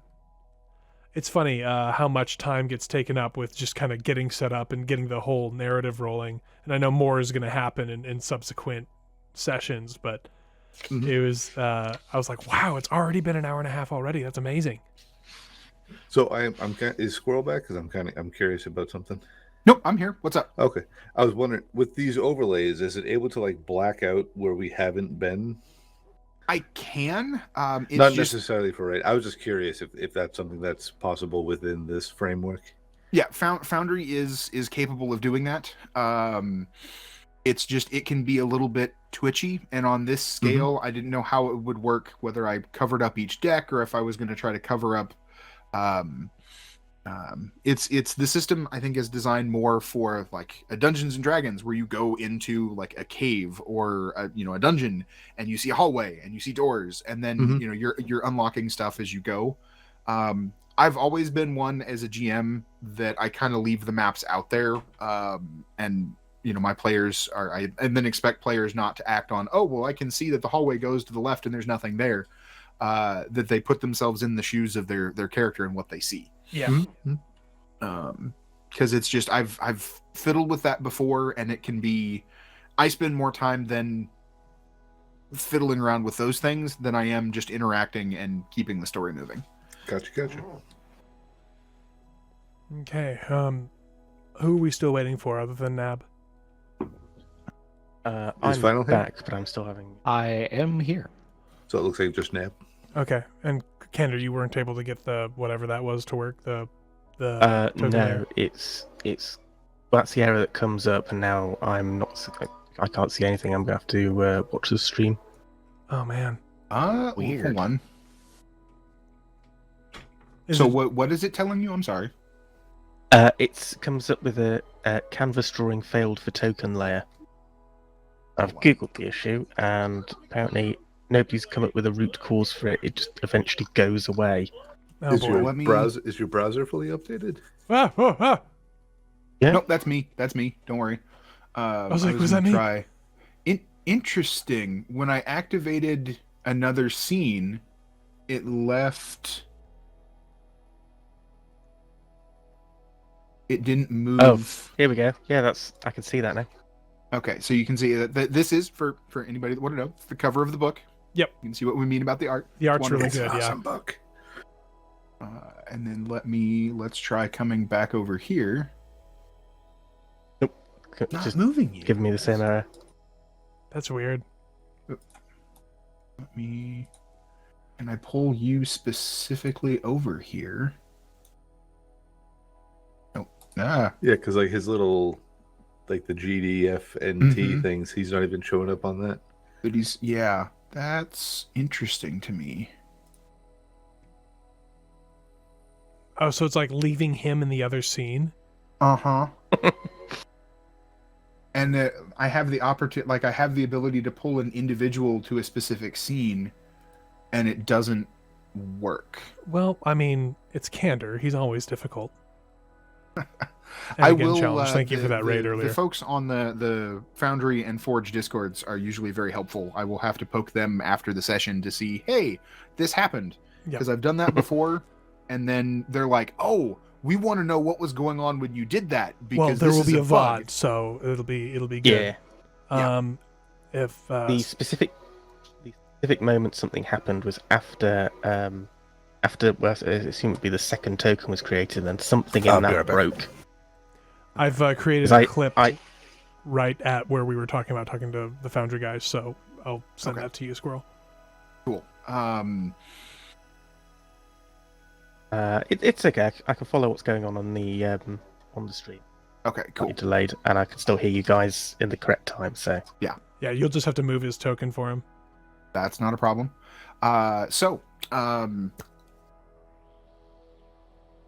Rebecca and June are kind of standing off to the side, and you can see, like, even though Rebecca has moved, you can still tell that that her focus is still on the body. That's just sort of like there's not motion, but the body body's, is like, right the here. mag boots are still active, and it's just floating there.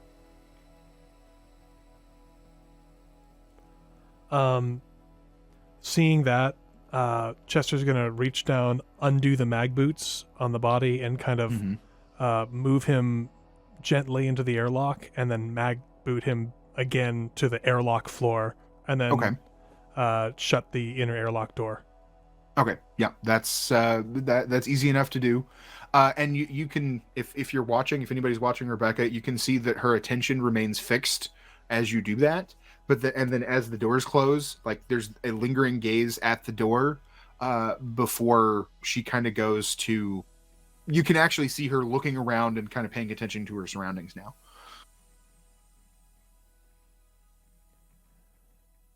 All right. Is the door to the cargo bay closed? I would say the central corridor, for lack of a better term, that goes up the center of the ship. There would be doors that could close, like especially like to prevent depressurization, but they are all open. So you can, if you kind of move Somebody to the vented the center ship and you on look purpose. quote up, you can see that the other decks going up, and then when you go to look down, you can see a very open like cargo area, and then what you would gather might be engineering further down. Okay, so Nigel, being tasked with going to engineering with Rebecca, starts filing through the door into the cargo bay. Is Scarlett back yet? Because he said he was going to be right back. Apparently not. Okay. We'll wait for Scarlett then. Yeah. Oops. Yeah. Oh, whoopsie. But yeah, so going back to like the game system, what you see here, this map and this silhouette. Welcome back, Scarlett. What you see here is actually from Green Ronin. They make maps like this and these ship silhouettes for everybody.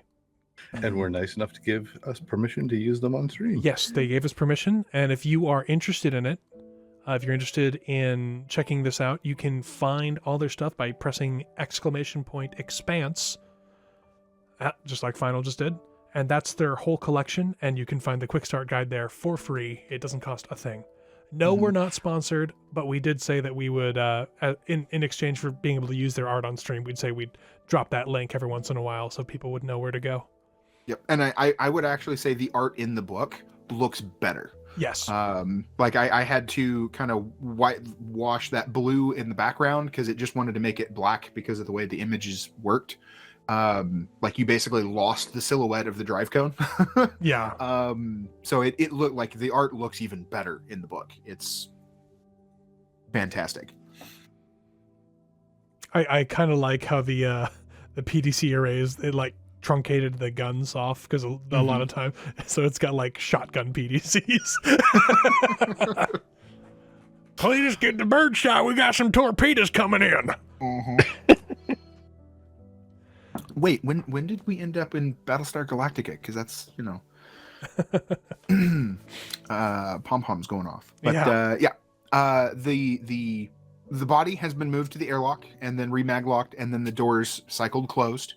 And this seems to have, at least temporarily, kind of gotten Rebecca's attention back where, she's actually looking around her now. I think throughout this entire little thing, the moving of the body and everything, June has just been quietly talking to her, not necessarily needing her to pay attention, just filling the void and talking to her. All right, so I walk to the center and say, well, shall we, Carter? Because he wanted to take us all up to take June and myself up to the command deck. Yes, we will proceed up through the decks. We will head to the next deck. Want me to come with, Carter? Yes, I would like Nigel and Rebecca. And June, why don't you stay with Rebecca? Okay. You guys head down to the reactor room and see if you can get it back online. And then myself and Thomas and Chester will head up. Okay, is this wide deck, this is the deck below or the deck above? The deck, this is the deck below. Okay. So that would be here. And then this would be the next deck up. So since we are splitting up, we'll kind of spread things around a little bit. Let's see. Oh, I can't move, Thomas. Yeah, Oh. GM's gonna have to do that. Yep. Oh, right. I think I could probably give somebody else permission to do so, but he is going And up. I know that secretly everyone that's watching is screaming, "Don't split the party." We didn't. We're all on the same ship. We're fine. That's right. So I will go with the party moving to the front of the ship first. You can see as you come up through the central corridor into the central space here, it's pretty obvious that this is likely some sort of personnel quarter of some sort. All of the doors are closed.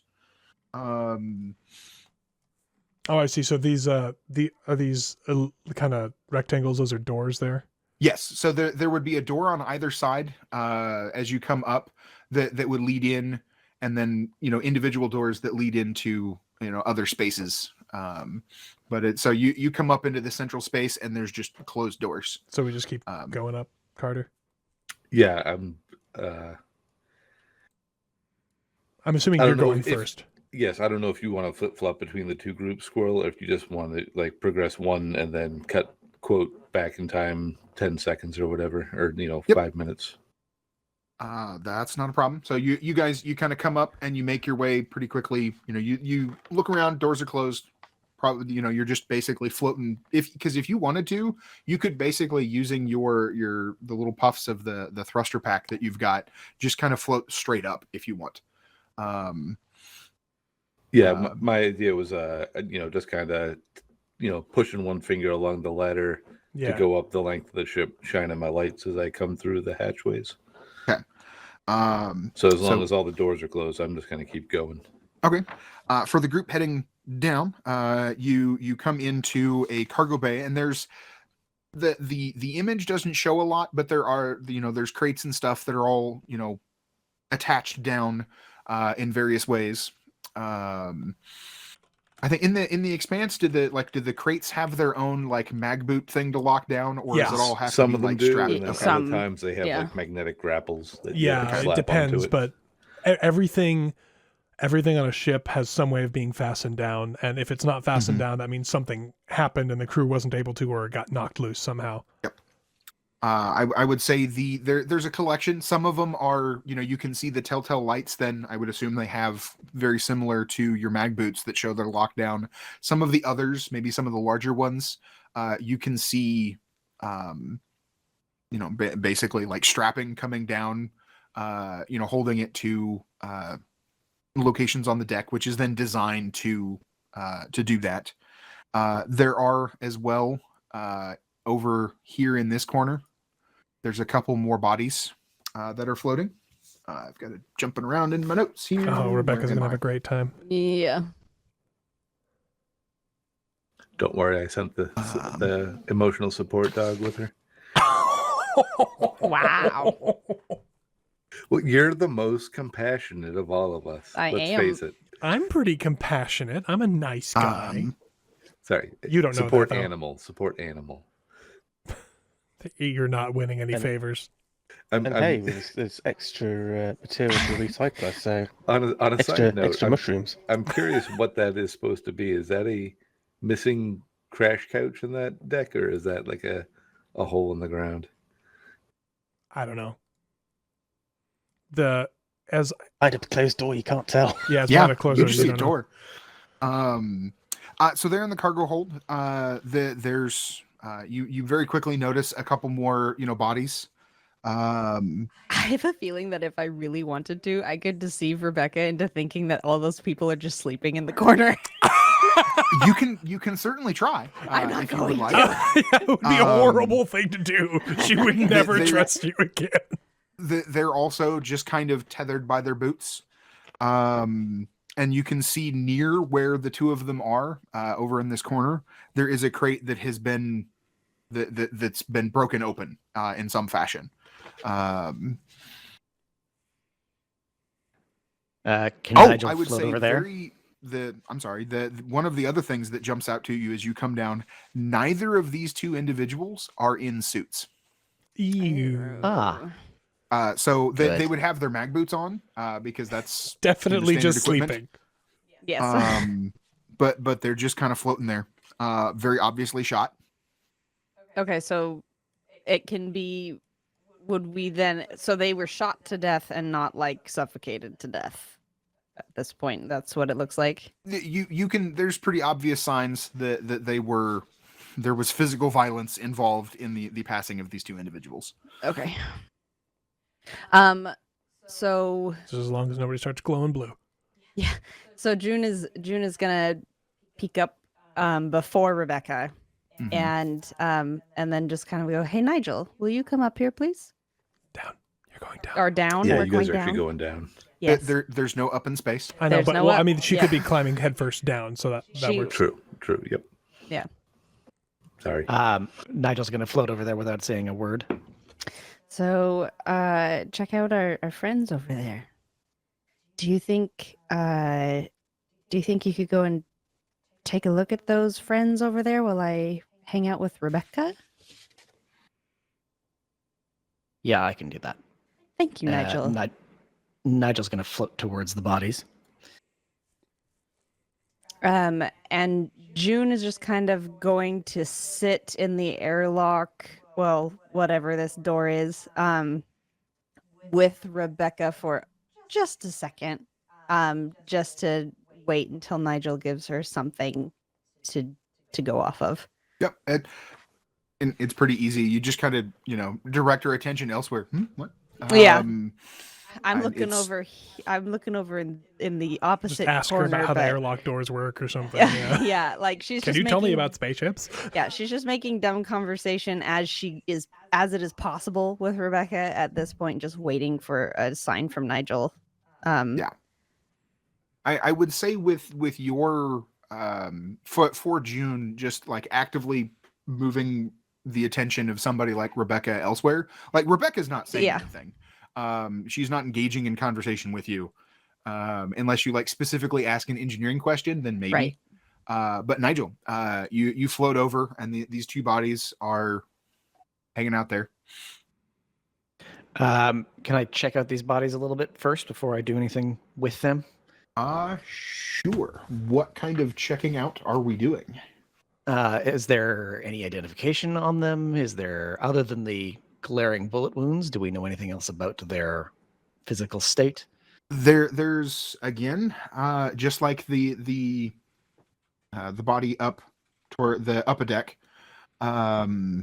There's not anything that shows like there's nothing that would indicate a uniform or ship name. They are wearing pretty standard, like belter spacer, clothing. So it's kind of jumpsuits,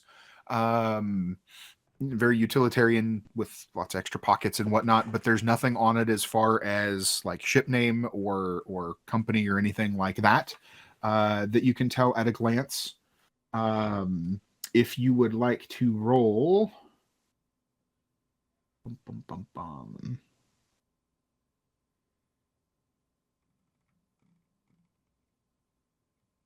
If you wanted to investigate further, that would probably be a perception test of some sort. If you have a focus or anything that you wanted to apply, you can let me know. Nothing for perception, I don't think. Not in this case. Okay. So then just go ahead and roll a perception. On a 12. Okay. I mean, there are 3 stunt points there if he wants to improve that, if he can't see something. I don't know if there's anything he can do with that on perception, but there are things. I know stunt points are a thing.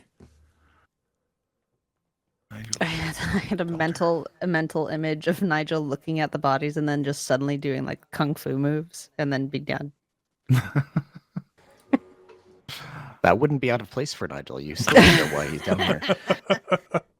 Do some kung fu moves. They don't react. Yep, they're definitely dead. Yeah, they're dead. You're dead, all right. My stunt these ones are points dead. are done.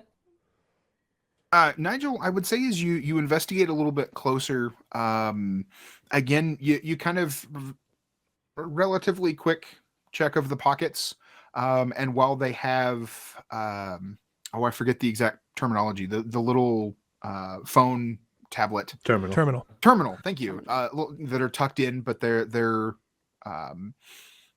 like if you would go to turn one on, it does ask for passcode or whatever. That you'd have to try to bypass.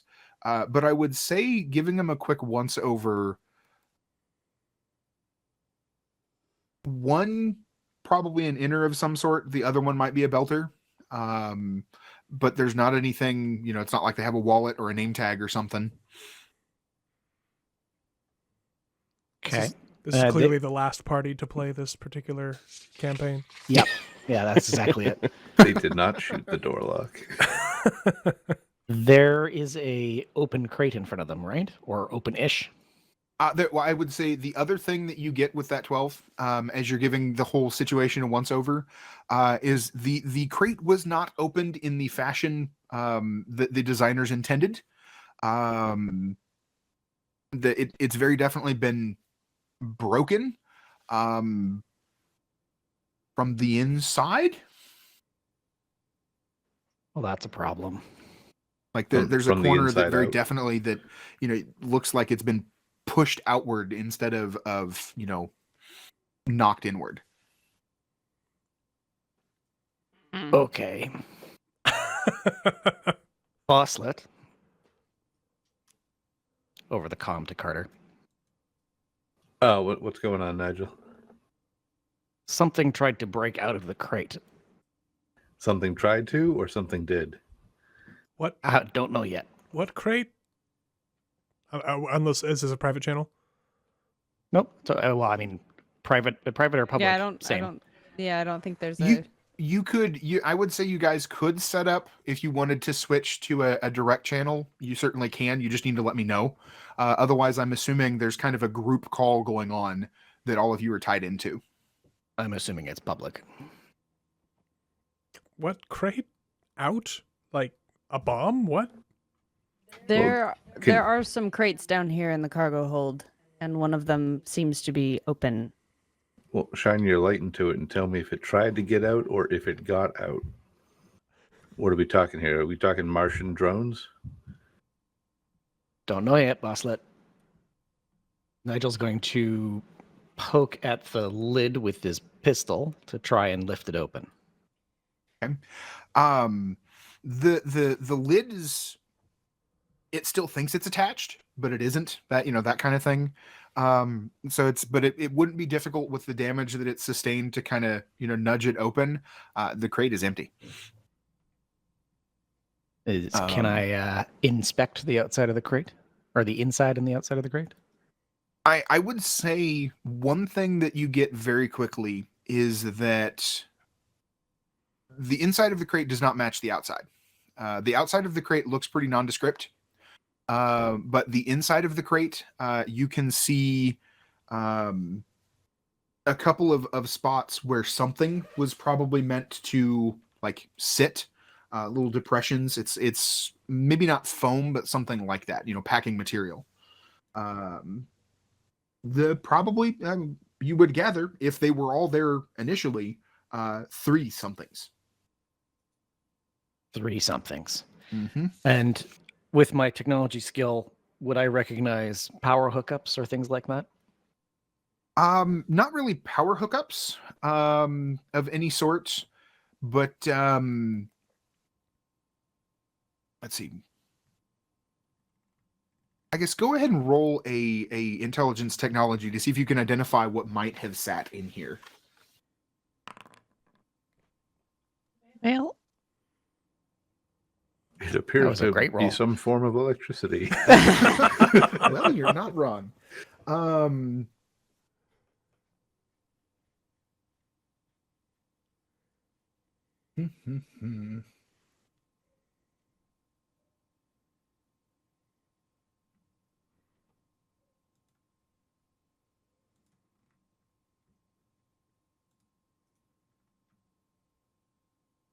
I would think you would recognize that whatever it is that was in here was likely a drone of some sort, but you can't really, you don't have any indication of what kind or where it came from. But other than the fact that the inside of the crate looks very clean and professional, and the outside of the crate very much doesn't. That whatever was being transported, the outside of the crate looks like it wasn't supposed to attract a lot of attention. Bosslet, we have drones. They're probably what dealt with the crew. Great.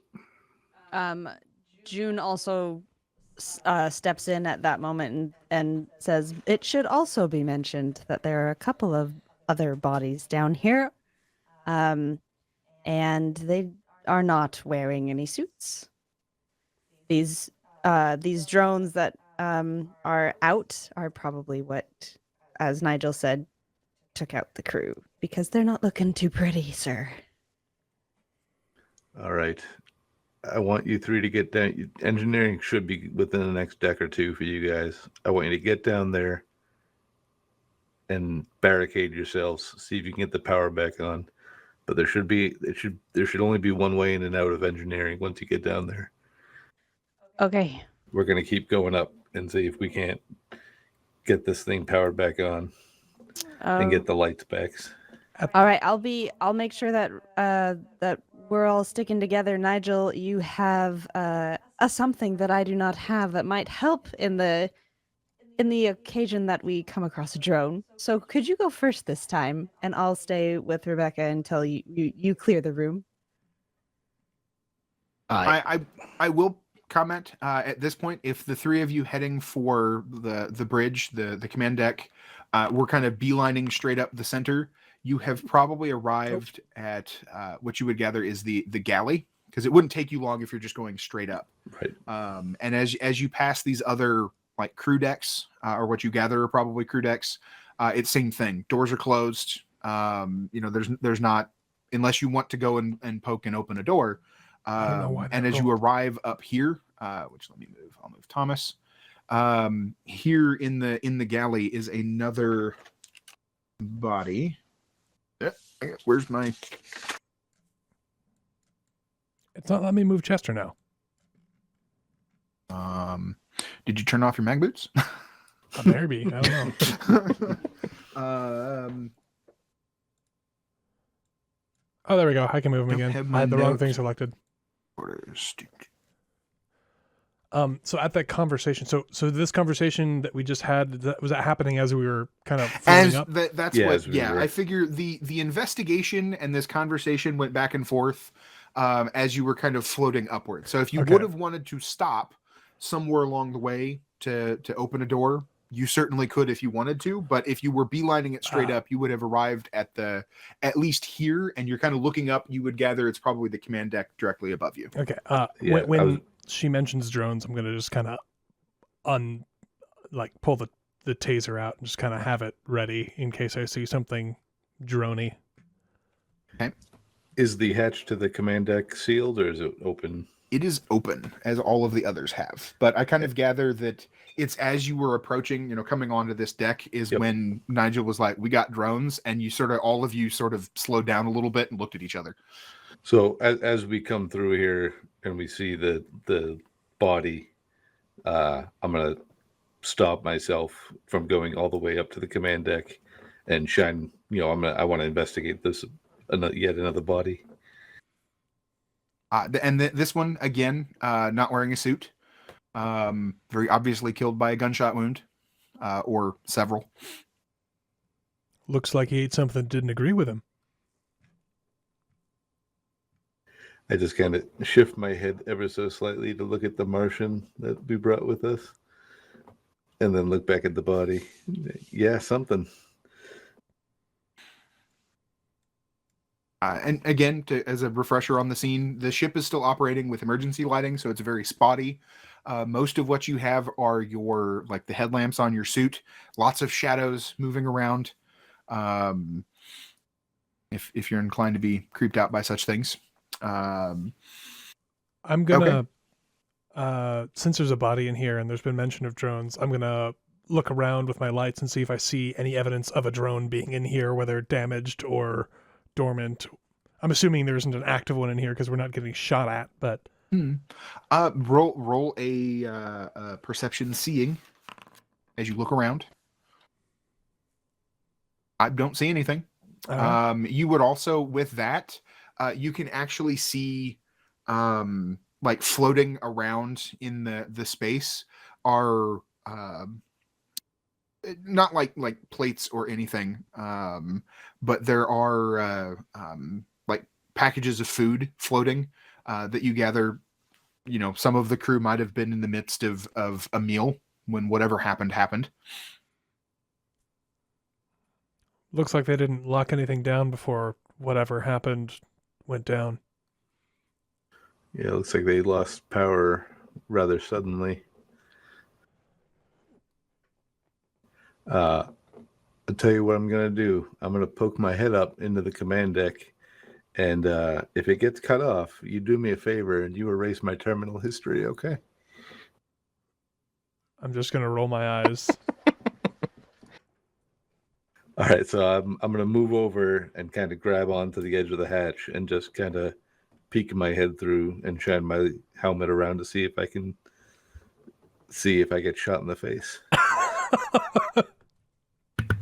Okay.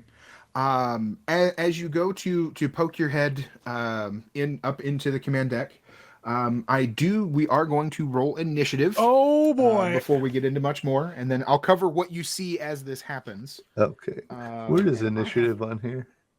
I even have to remember how this works. Oh, there it is. I have to look it up myself.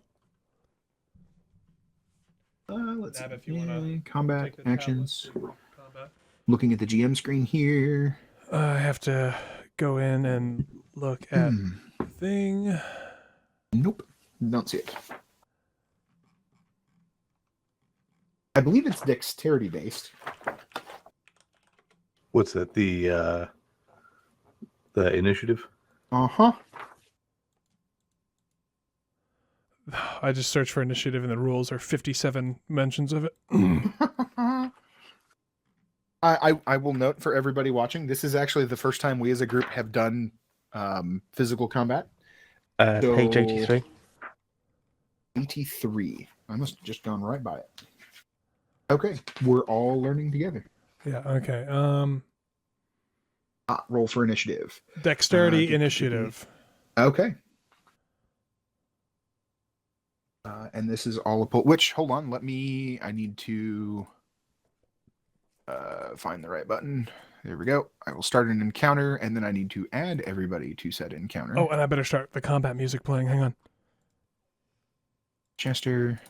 There.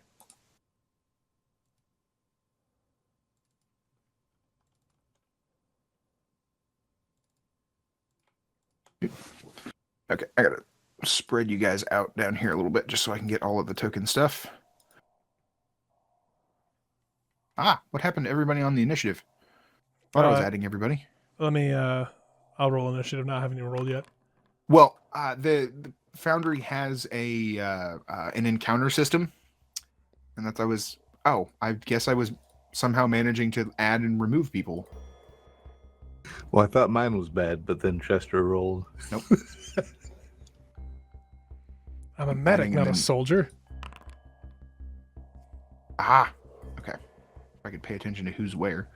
Okay, so it's Thomas, June, Chester, Carter.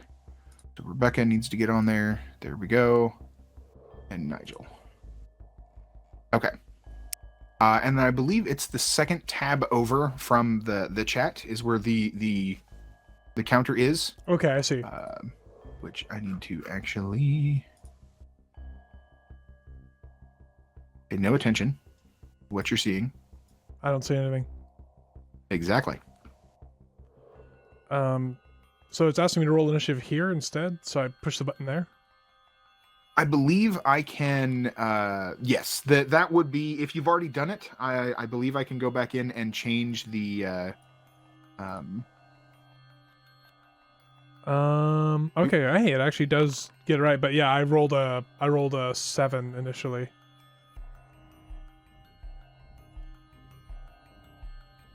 Where are you Is this going only- for the initiative?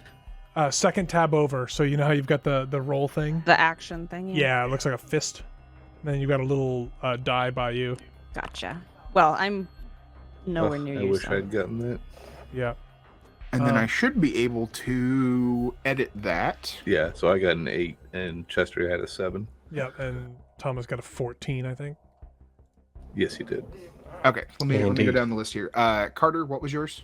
8. Here we go. Chester? 7.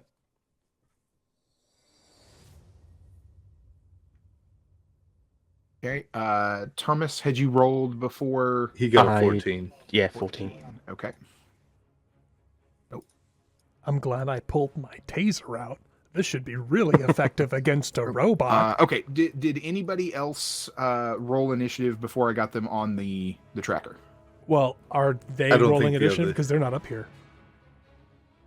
That where everybody is going to, because all of this is going to like. Oh, well, structured you guys time. are doing something. Okay, so need they to could be come in up, structured right. time as well. Okay. Yes. So everybody is rolling. Rebecca doing Oh well. wow, Rebecca Nigel will doing save very us well. all. the things you don't know about are doing. Roll initiative. There Combat you go. run. Hey, I am the worst. Okay. That combat not drone your- sinking your head right It's off. not your face that's gonna get blasted. So as you go to float up, initially everything seems to be the same as you've seen. Everything's dark, everything's quiet. You actually see a couple of more bodies. One is actually strapped into one of the chairs still, and then there's another one that's just sort of floating. He's not actually locked down, just floating there. And you kind of shine your lights back and forth as you look around, and you don't. Everything seems normal. And then you catch the odd glint of something that wasn't there before, because it's not very big. I want to say it's maybe probably just under a meter in size. And it was like stuck to one of the bulkheads until some lights come on. And that's actually as initiative comes out. And come to find out, it gets to go first. Oh boy. Let me actually get the sheet pulled up. Bum, bum, bum, bum, bum. Nigel alerts us all to drones. Drones go first. The drones were listening to a conversation. The humans now prepare to destroy the meat bags. Okay, so we have major and minor actions. Did you say it was a meter across? Just shy. It's Is it like a sphere, or is it, what is it like? We've seen As- the kind of thing in the as- show. Oh, you kind know. of like the little quadcopter things where they've got the little psh, psh things that go. let's see. It would My either have to goodness. have legs or Roughly thrusters. just shy of a meter wide. They do have small like thrusters to maneuver in microgravity, because and you would see like it's coming away from the deck and maneuvering in microgravity. And then you can see tucked in underneath it, it does have a couple of little legs, like if it wanted to like grab a hold of and walk, it could. Yeah. As for anything else, nobody really has a lot of time to figure anything out until it decides to take a pot shot.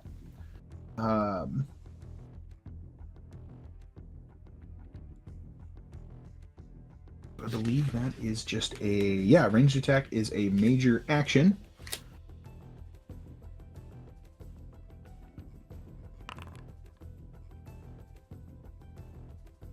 Oh, because I didn't have you targeted. I don't know. Let's see.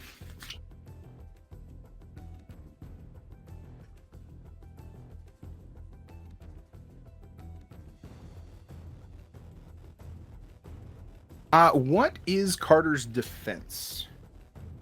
2.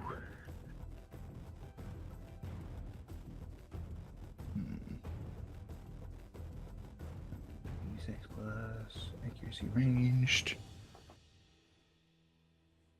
First time, everybody. First time. Yep. I skimmed this before we started, and none of it took.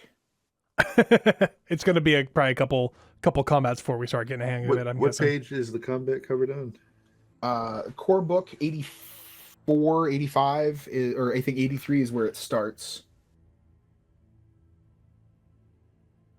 Do you have a defense of 2, or do you have a toughness of 2, Scarlett? Well, because the attack roll 3d6 plus fighting melee or accuracy ranged, which is Oh wait, ranged, sorry. Defend is 2. Defense is 12.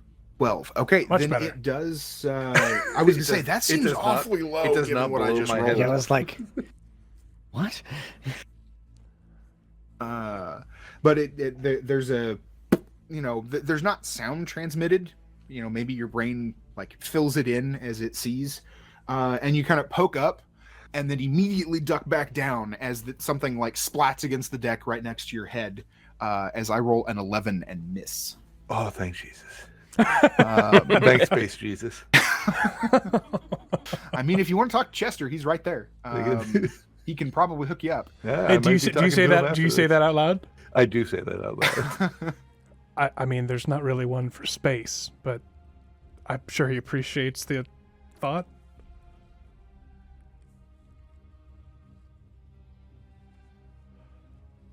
All right, so let's see.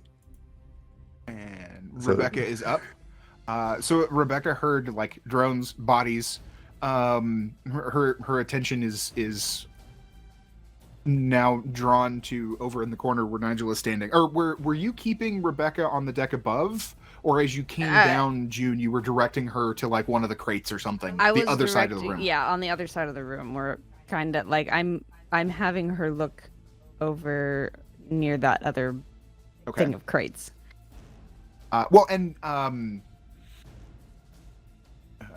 Carter. Well, I guess you would have said that over the whole comm. And so like Rebecca, wait, drones? What? And she's now looking, like actively looking around.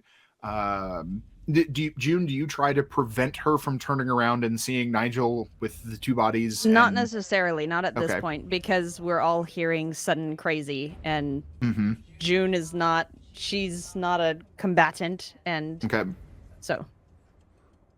So yeah, I'd say there's not a lot that she does because she's not actively doing anything. You do see she has kind of awkwardly attached to the tool belt. There is a holster that she, by all accounts, has forgotten. She's not reaching to take anything out. But she does have one. But yeah, I don't think Rebecca's got much else that she's gonna do. But she is probably aware now of the overall situation. But she doesn't seem to lock down as much, but she's definitely focused the other direction now. Nigel. We only hear what's going on upstairs, nothing down here yet, right? Yeah, you had your back and forth, and then there was a thanks Space Jesus from Carter, and then Chester's response, because you wouldn't hear the report of a shot because vacuum. Right. So then at this point, we assume that Nigel's poking his head into the engineering bay already? If you want. Well, that's what we were. That's what I'm asking.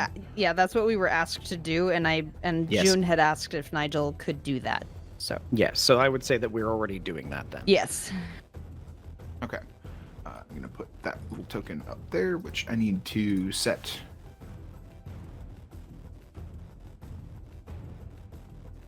Because there's one up there now. Okay. The engineering deck itself is quite small in my notes.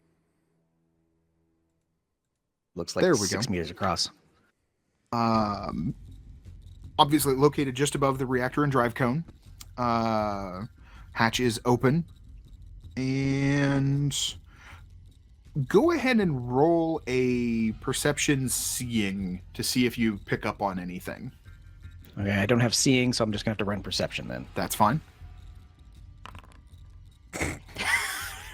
Not good.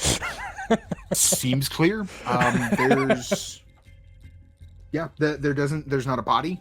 You don't see in there. It's just the ladder goes down and you see the consoles. There's some faint lights on the some of the consoles, so you can see that like everything's just kind of like in a powered down standby mode. But no. Can I use my terminal to scan for any signals or any unusual power signatures?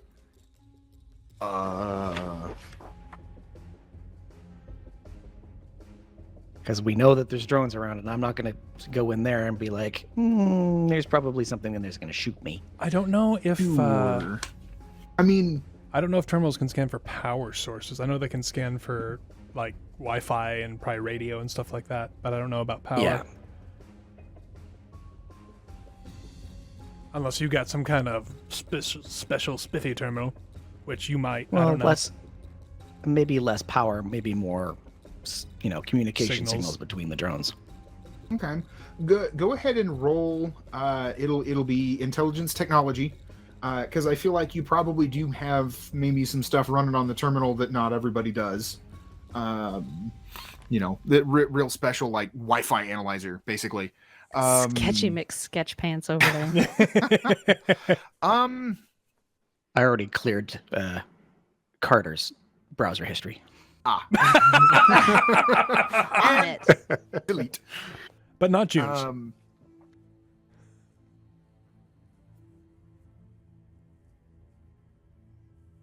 I don't know. I don't think a 14's not enough. You don't pick up a lot. You don't really get anything else. Okay. So then I will go further into the room. Okay. Oh, I'm sorry. I'm getting ahead of myself. You drop down in. And at this point, Oh boy. because it was waiting. Oh boy. Yeah, we knew it was waiting. What is Nigel's defense? 10. And you are going to get hit because I roll. I'm nothing if these drones are nothing if not consistent. Apparently. Another 11. So defense. I roll damage plus ability plus modifiers.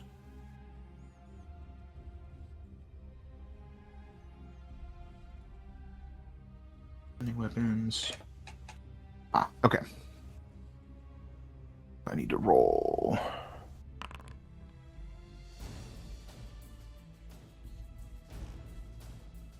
That wasn't great. It'll be 4 points of damage, minus your toughness. And I you have a can toughness use of 2. and you can use fortune instead to Mhm. reduce that damage. So I believe that would it's be any 2 amount. points of damage, unless you'd like to use fortune. I'm definitely going to use my fortune at this point. Okay, so 2 points of fortune, reduce it to nothing. Amazing. question. Do our vac suits count as having any armor on? I don't think that Not suits not count as against a armored. gunshot. Yeah. These are not designed for that sort of thing. Fair enough. And thought I'd check. I will also remind everybody at this point that you are indeed in hard vacuum. If your suit is punctured, Bad things. bad things, very bad things. This is probably not a good place to be in a gunfight, but here you are. Is there a good place for a gunfight? I mean, there are better places. Is how I would put that. There are better places. Okay. So that is its turn. So basically, the way I look at fortune is it's not really HP. It's that you manage, like, again, Nigel, you kind of twist out of the way as you come into the room, and then you realize it was actually stuck to the ceiling, and it's fired down on you relative as you've come into the room, and you actually don't get hit. Again, this round kind of splats against the floor. Which also the Expanse, most firearms are they Frangibles. fire a specific kind of round that is designed to splat, not penetrate, because otherwise real bad things happen on spaceships. Yeah, against things below a certain hardness, they won't penetrate. Mhm. They shatter. Thomas, you are up. Okie dokie. Well, as I haven't said that I drew my weapon. I don't think that. I think you can just do that.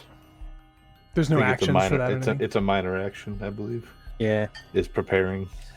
So is it so with this we get what, like a movement, a minor action, or a major action kind of thing? Is that how that works in combat? When it's your turn during a combat round, you tell me what you want to do. You may take a major action and a minor action, and you can take your actions in any order. You may also replace your major action with a second minor if you would like, but not vice versa.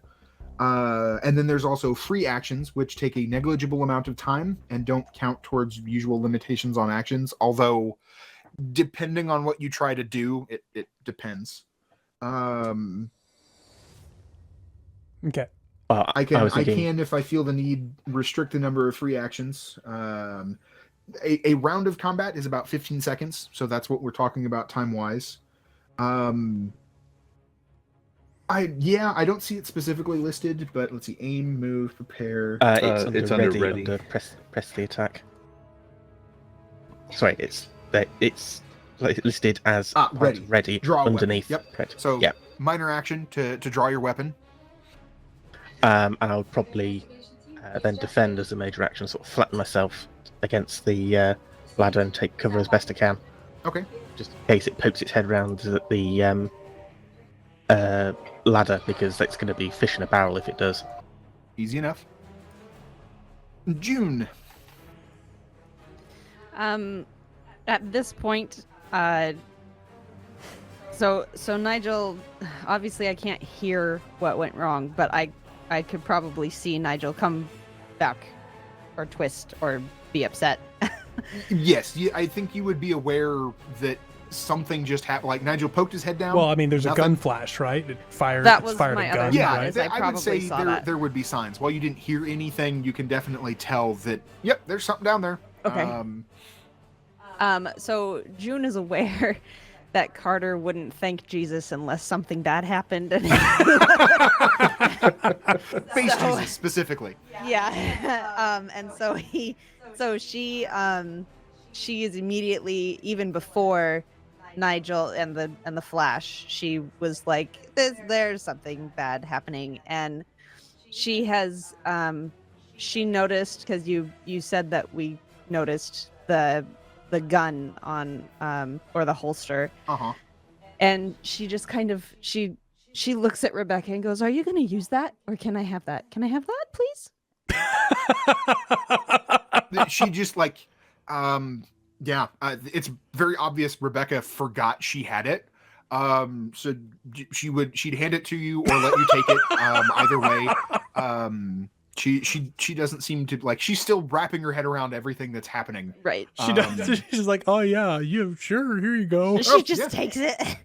Yeah. So you reach over and you've got her pistol now. Yep. June's got the pistol. And I am brand new at this, and so I'm not sure the steps that need to be taken. But the thought that I had was June would, due to the flash and seeing how Nigel moved, know a relative spot to where whatever it was that fired. So she would probably go over to where Nigel was, kind of push him out of the way and try and take a shot. Okay, so you're dropping down into engineering because that's where Nigel went. Yes. Okay, that's easy enough to do. But not all the way. Like poking through and.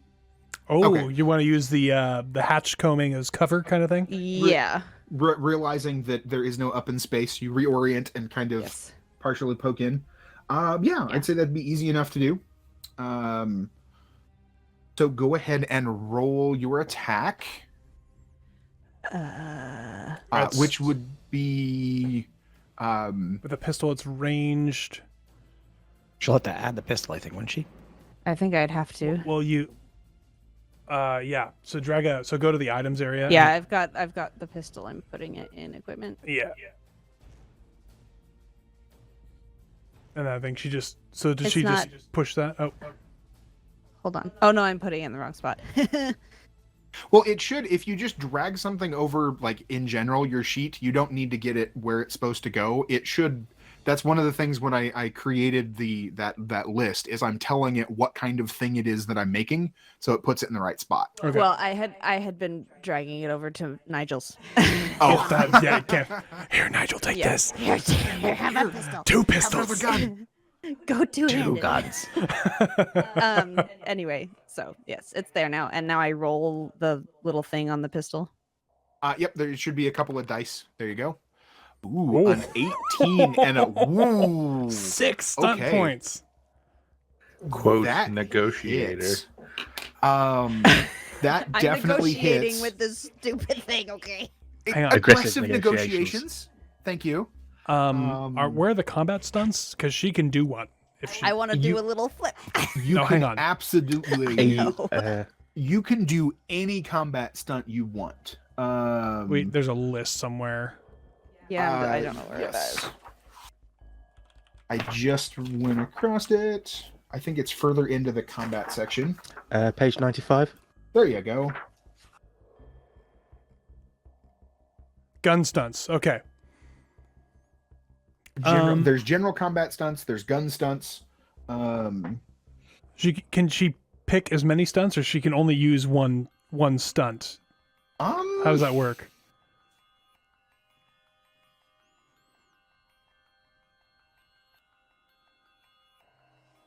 You can perform a given type of stunt only once in a round, although you may combine 2 or more different stunts as long as they make sense in the context of the story. Okay. If a stunt has a plus listed after its cost, you can spend additional stunt points to enhance the basic effect of the stunt. If it has a range of numbers listed, you can choose. And once you've decided, you can narrate. You can tell me kind of what you're doing. So did we roll attack damage first and then do the stunt? Is that how that works? Well, because I think some of the stunts will impact. I think can impact the damage. Oh my Yes. gosh! Oh my gosh! Nab, lethal blow. Inflict an extra 2d6 damage on this attack. Oh, on general combat stunts, page 95. Yeah, I'm looking at Mhm. it. There's lots of different stunts. I would say that yeah, one. that's what I would do. I think I was looking at some of the gun stunts, but none of them would actually really work in this. So I think I would want to do the lethal blow. Okay. So additional 2d6. So there is a damage button there that popped up in chat, and then I think if you do like /R2D space 2d6, it'll roll like you can just type that in chat and it will roll. I don't know where chat is. Right below that, the box underneath Yep. all that stuff. Okay, I didn't see anything show up, but I can. Well, you see above that where it shows what you rolled, the 18, the stunt points. Yeah. You can click. There's a damage button that will roll damage as normal for 3. Okay. And then we add 2d6. Oh wait, one that should be doing more. That's a stun Pistol? pistol. It says it's a stun pistol. Did she have a stun pistol?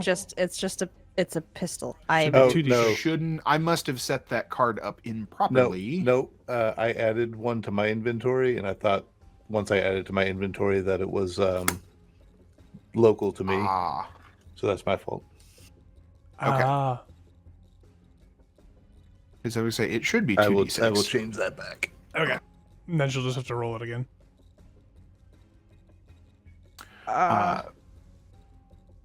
So at the what you can do is in that chat box down below, the very bottom of the Yes. list. If you do, I'll type it over on Discord so you can see. First time, In everybody. this First case- time. Yeah. In this case, you're actually going to do 3d6 because that will make up the one that you missed and your additional. Okay. Oh my Ooh. gosh. 12 damage. Holy crap. That was a good hit. Well, these things don't have any fortune. Just blow it out of the sky. Can you Well- come save me, June? But, so what happens after if there's unresolved damage, even if it's 1 point? Well, no, I got to subtract toughness, which is 3, so that's 9 points of damage, which is still significant. Don't have any fortune. So you can take the injured or wounded condition to roll additional d6. I forget which is which. Injured or wounded even on a drone? Uh-huh. Okay. Tough drone. I forget how many you get to roll, though. Fortune, injuries, and wounds. One of the following conditions, chapter 1, but it doesn't give me a page number, because of course it doesn't. My favorite And does part the about GM this screen is- show this at all? Applying damage? No? Making attacks. She has fighting 0, by the way. Oh yeah, but that you're would using... accuracy. I Instead. know. Yes. But fighting is more like fist fight. Yes. Right. Or, yeah. I punched the drone. I mean, you can. You're more than welcome to. No, I would not do that. Are you sure? You sure you don't want to do that? Yes, I want to Have you walk ever- up to a drone with a gun and punch it. I'm Do you going to not punch it remember the with the gun. scene of Fred Johnson? Fair enough. a smash.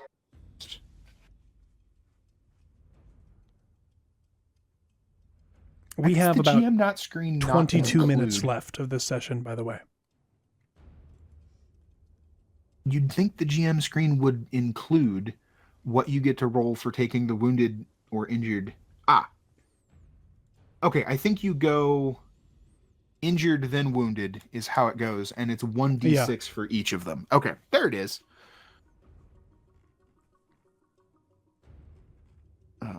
So let's see. It at least has to take wounded because 1d6 isn't going to cut it. Yeah, but it matters, so you have to roll them both. Right. Well, but I can roll it as just 2d6 because it can Yeah. jump straight to wounded and try to beat it. That's going to subtract 6. 3 left.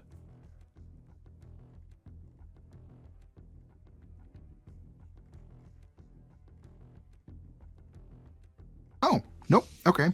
It can take 2 injured conditions and 2 wounded conditions because drone. So that's its 2 injured, and it's going to then take a wounded. So, what does that mean? Like, Yeah, like, is it like spurting it's Oh, it's blood? It's Like, definitely not going to be feeling good. I can tell you that much right now. Okay, so that would do it. And I can't remember if I think it provides some penalties. yeah, it does. But I don't know where the wounds are. Do you have to roll what the wound is, or is it I was just surprised that little NPCs do the all this wound thing. Yeah. Mm-hmm. Well, they can do that, but they don't get fortune, is what I'm told about. Yeah. The games. That's. Well, we're gonna go ahead and move along to the next person while I look, Okay. since we are pushing it. So that was definitely a good shot. Yeah, June just poked her head in, definitely shot, gave this and drone got it. a real bad day. June has no time for this. And it's Nigel next. Yes, Nigel, you are up. I mean, if he hits the drone, it might as well just be dead at this point. 22. Yeah, What? No, potentially. isn't it my turn? Isn't it Carter next? Oh, No, hang on. Carter. Excuse me. I'm sorry. Oh, Yes, I was on the wrong Carter. screen. Never mind. Yeah, it's Carter next. Getting all amped up here. All right, do it, Carter. All right. -2 penalty. Okay. Quick point of clarification: when the drone moved, it jumped onto the floor of the deck of the command deck. It was holding on to, one of the bulkheads. You would assume magnetically somehow. It kind of released, and you can see little puffs of like compressed air or something as it's now sort of floating in the space. And Carter's like halfway up to that deck, right? His head's poking up there, and the drone missed You him. were poking in, and he ducked back real quickly. Okay. Or however he pushed back. So he's as back he on was the deck being with shot. us. But he's right there at the. It's not going to take him much to get back up in there if he wants to. Okay, so you call me out on this if this is too much. I'm gonna spin 180 so my feet are facing the hatch. Okay. And I'm gonna launch myself up into the command deck for my move. Okay. The enemy And skate is then- down. And then once so basically when I launch myself through, my boots are gonna click onto the ceiling when I hit it, Okay. and Yeah. then I'm gonna fire at the drone. Yeah, I think because the boots would auto attach. Yeah. So yeah, that seems fine. So go ahead and roll your attack at the drone. Okay. Now this is just a stun pistol because like an idiot I grabbed a stun pistol. Yeah, there still is no taser thing in the equipment list. I think it's just if I hit, it's only 1d6 damage. Yeah. Grumble. We're gonna have to make a custom taser weapon. Did, and I'm not sure why it didn't. So how do we decide which d6 to take off? Because that's 2d6, right? Hold on. Well, I can just roll a single d6. Okay, that's true. Okay, well, I don't know what that means.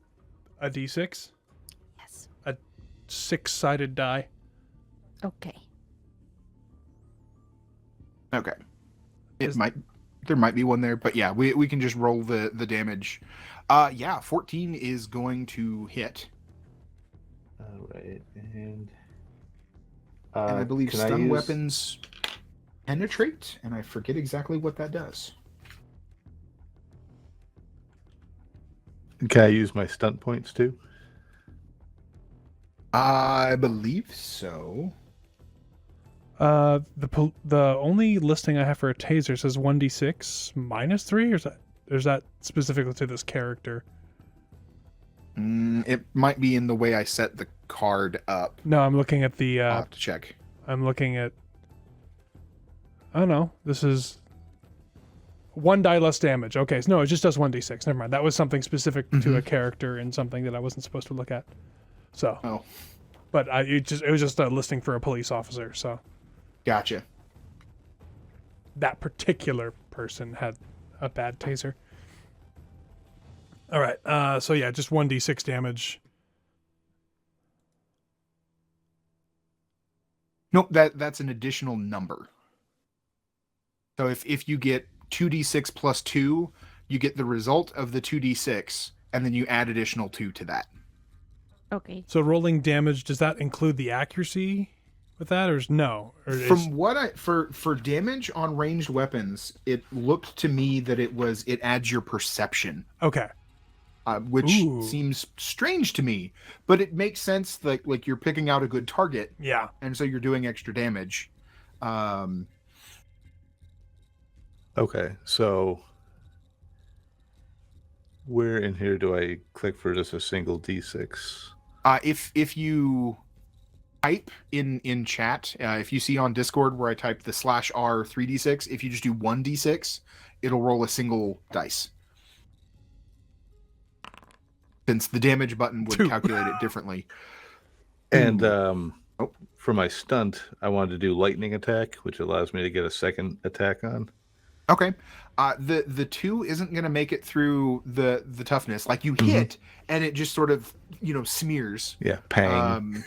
So go, Doesn't zap. but you. Okay, I got to find a better spot to shoot it. Go ahead and roll again. 9's not going to cut it. Okay. Does not get through the defense. As you are now cursing yourself for not grabbing a different weapon, but hey. Okay. Back over here. Chester. All right. So, come on. Get back up. 1 second, so I'm fighting with the map. Oh. So I'm going to poke my head up. Mm-hmm. Have my my taser pistol drawn. Okay. There's Carter like hanging upside down. Yeah, above so you we're in the like ceiling. head to head, right? Pretty much. And let's see. I already had my pistol out, right? Didn't I? Mhm. Yeah. Yeah. Okay. So Yep, I you don't. did. So let's see. That means I have a minor action. Is there something where I can like aim to make it better? Yes. Hold on. Minor actions. Prepare. I had a list of them and what they did. And play. Aim. You can take a measure of your opponent, plan your next strike. If your next action after aim is a melee or ranged attack, you gain a +1 bonus on your attack roll. Okay. And to attack with a pistol is just roll my accuracy, right? Well, if you added the pistol to your weapons, there'll be a little roll icon next to it. Yeah. And then add 1 to that for for the Yep. aim. Yep.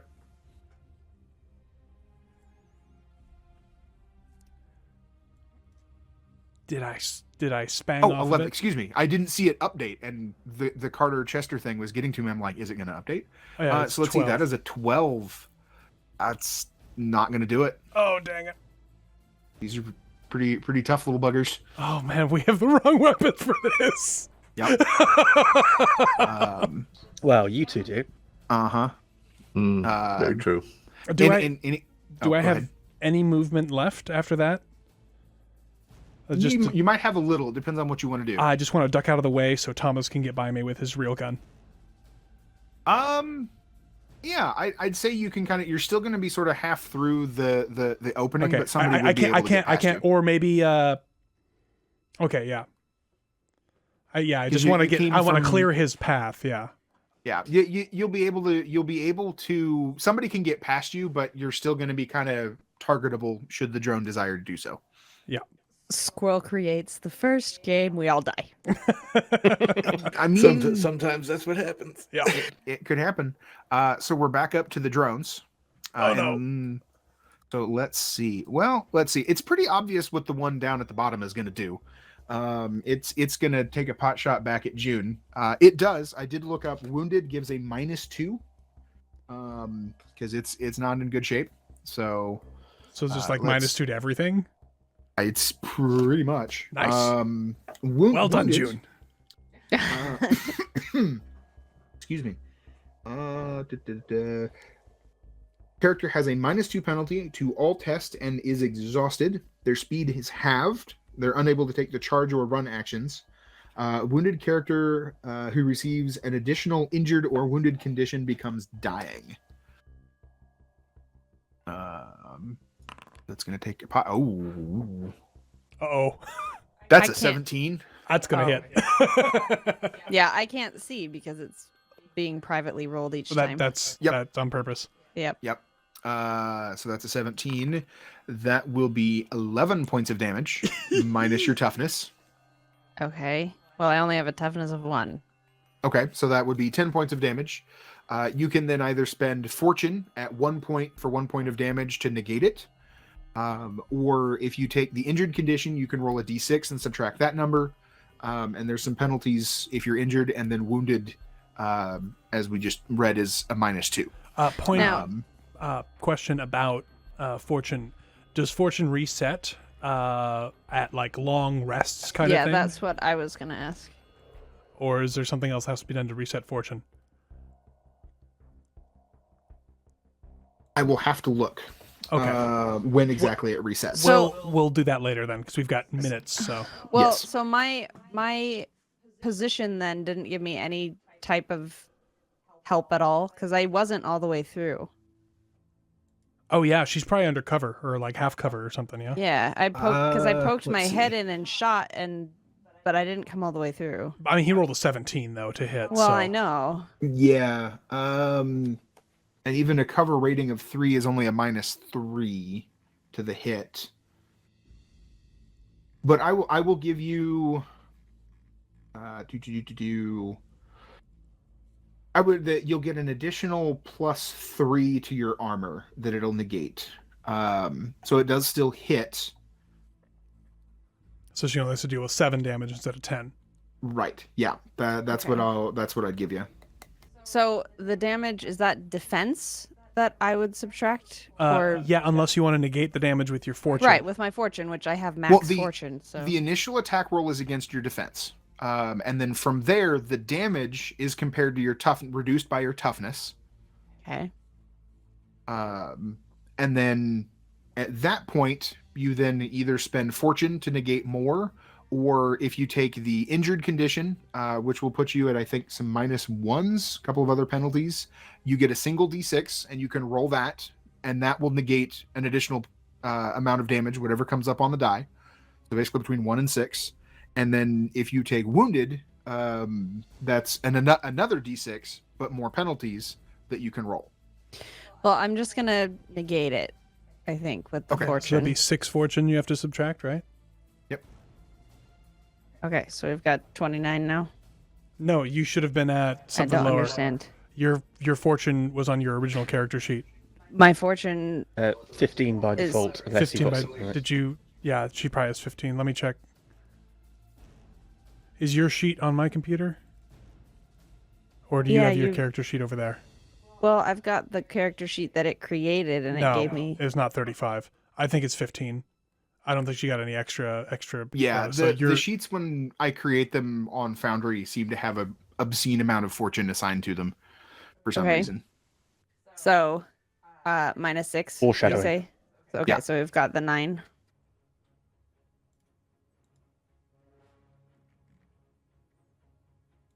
Well, you had so it started at 11. You have how much toughness? 1. Okay, that took it to 10.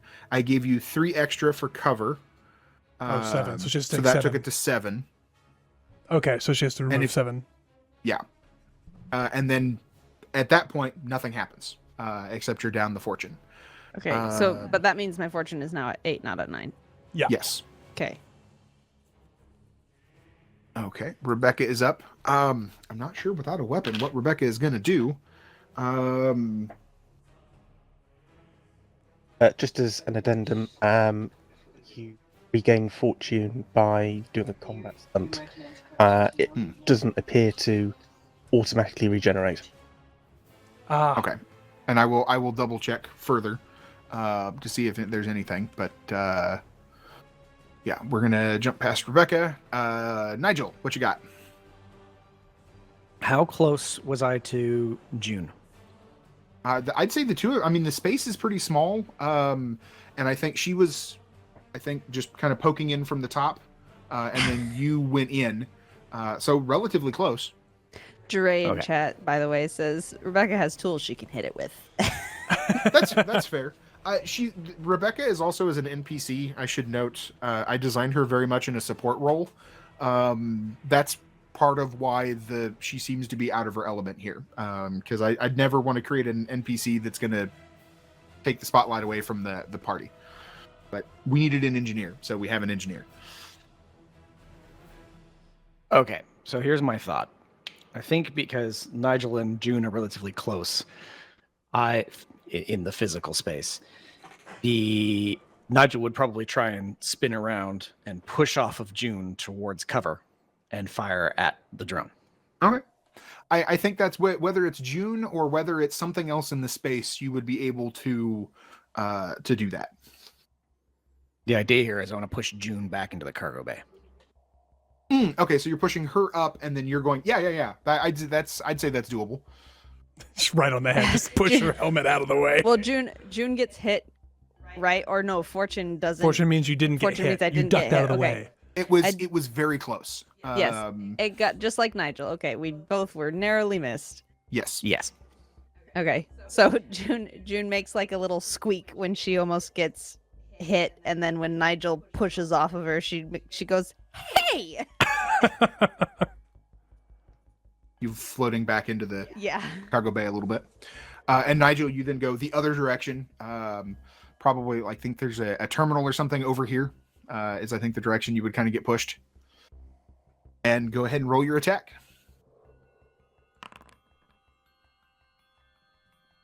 I hope that hits. 12 is not going to do it. So its defense doesn't get reduced when it has the wound. I just saw rolls. I didn't see that defense. Okay, did. fair enough. So looking through fortune, it looks like you can also add it Almost. to your rolls. Mm-hmm. You also have stunt points.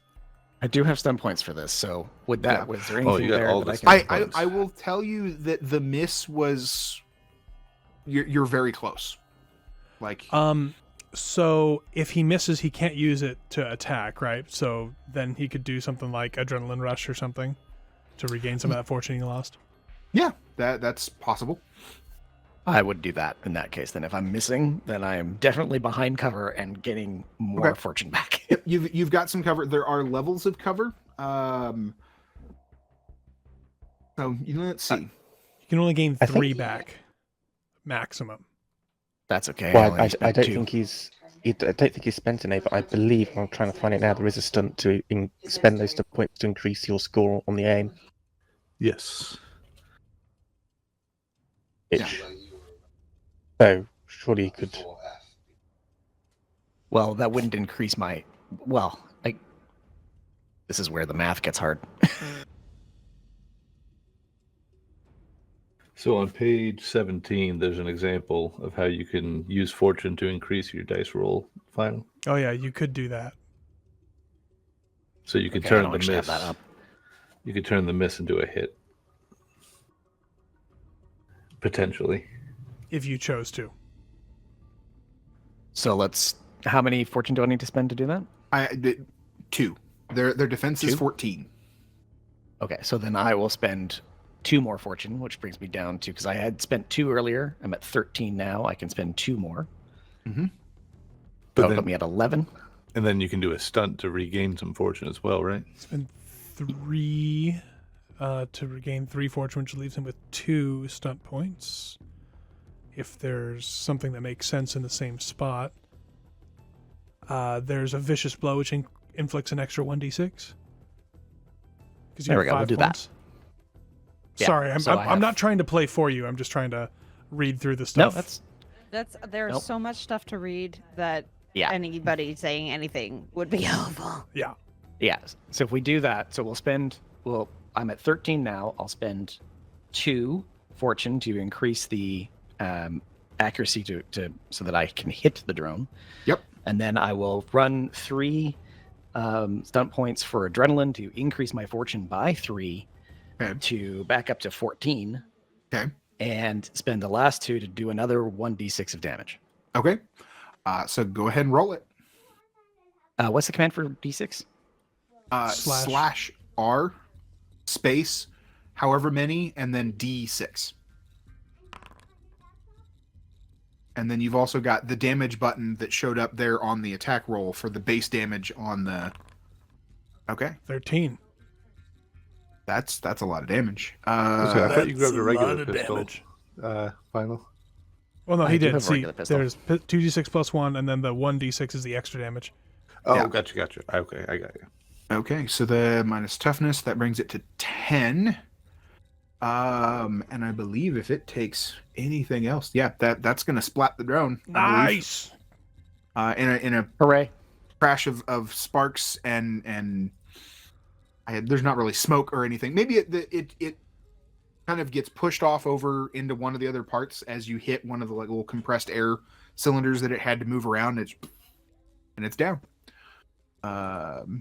So Yay. splash 1 drone. Question earlier. So the tasers have penetrating damage, right? Yes. So if we do actually manage to hit it, does that ignore toughness or? I did not see exactly what penetrating does, but that makes sense. Stunning weapons. Let's see. Penetrating damage, chapter 5. Yes, it ignores toughness. Sweet. How much? Or is it just says it's straight? it ignores it. Some damage is counted as penetrating, meaning it ignores the character's toughness. Okay, there you go. So yeah, if it hits. Excellent. So Thomas, what you got? I believe you were up. Okay. Yep. So I'm Don't. going to head up. I was gonna say don't throw anything explosive in there, please. We're both in there. Frag As out. I would. I'm going to head up through the hatch. My thinking is I don't want to be caught in the corridor if the drone comes after us. And I'm going to kick sort of off the hatch side and try and get behind something solid. While I'm doing that, though, I'm going to use my tactical awareness skill to take my shot while I'm just coming out the hatch and turning to kick. Okay, so Oh. you are going up into the command deck. Yes. Okay. Yeah. Go ahead and roll the attack. 11's not gonna do it. Need a 14. You can spend the fortune for it. Yeah. Okay. So that'll be 3 points. So you hit. So go ahead and roll your damage.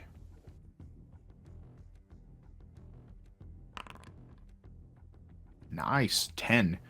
Okay, so that's 7 points. It's gonna roll. Oh, do I need to do another d6 for things done? Can't remember No, what it's 2d6 is correct. Right, okay. And I will also say you can basically you can take you're injured, roll a d6 and find out you don't have to declare how many you're gonna take. Okay. Oh wow. Okay, so first injured for the drone, 1 point of damage that it reduces. Not rolling great on this one. So let's see. So that was 7. That leaves me with 6. 4. So that's 2 more. So we're going to its first wounded condition. Okay, and that takes care of the damage, but it's not in good shape. Excellent. Excellent. Okay. June.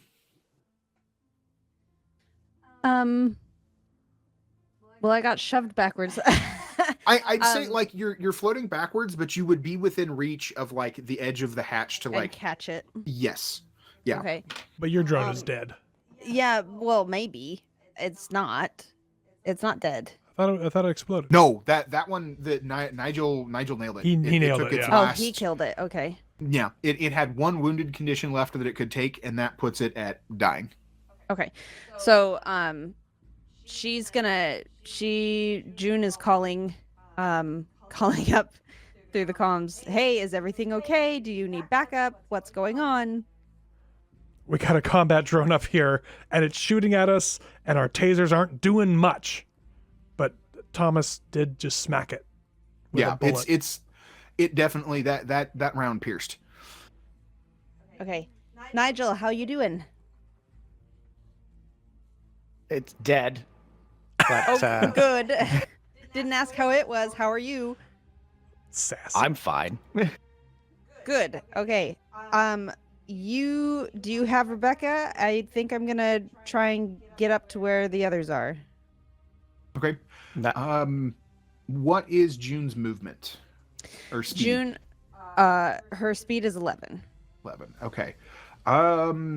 Each deck I don't is think what, you would- 2 meters? I believe. Or is it 2.5 meters? Looks It more would like 4, to be honest, looking Oh yeah, at that 4 picture. meters. of Yeah, the- I'm looking at it. Yeah.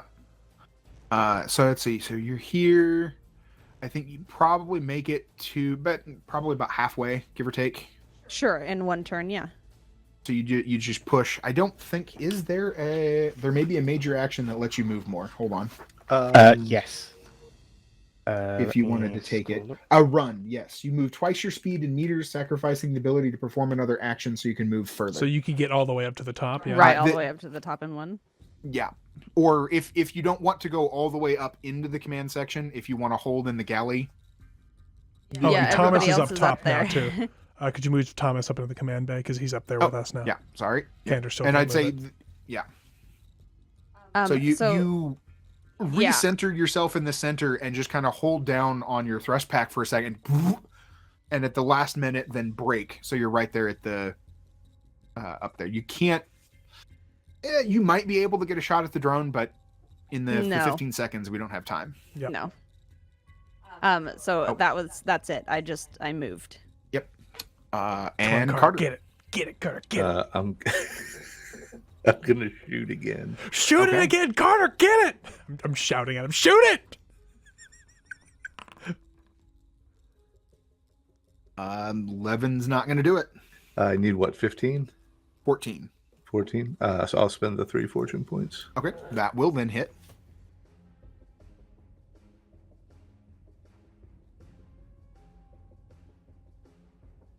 So that'll be a D6. 4 ignores. Okay. So that's piercing, so it ignores the toughness, right? Ignores toughness, so that goes Is that- through. Is that enough though? It might give. It's going to give another injury. Or It's Well, gonna, it's- it's actually gonna give it a power boost from the. it gets better and just shoots you in the face. I can't remember if taking the second. I think taking that last wounded actually is what puts it over. Well, no, it has to overdo it. So it's going to take its last. Actually, you know what? For the sake of time, I think with all of you clustered on this thing, whether it's this shot, whether it's Chester's, whether it's somebody's next one. This drone, like, it's only got one d6 of damage that it can absorb at this point before it goes down. So I'll say, between all of you, or probably on this one for Carter, it does hit. There's like it's got some like legs that have been tucked in underneath it, and as the taser goes off, you can see the legs like spasm a little bit, and then a couple of lights just kind of dim out, and it just starts floating there.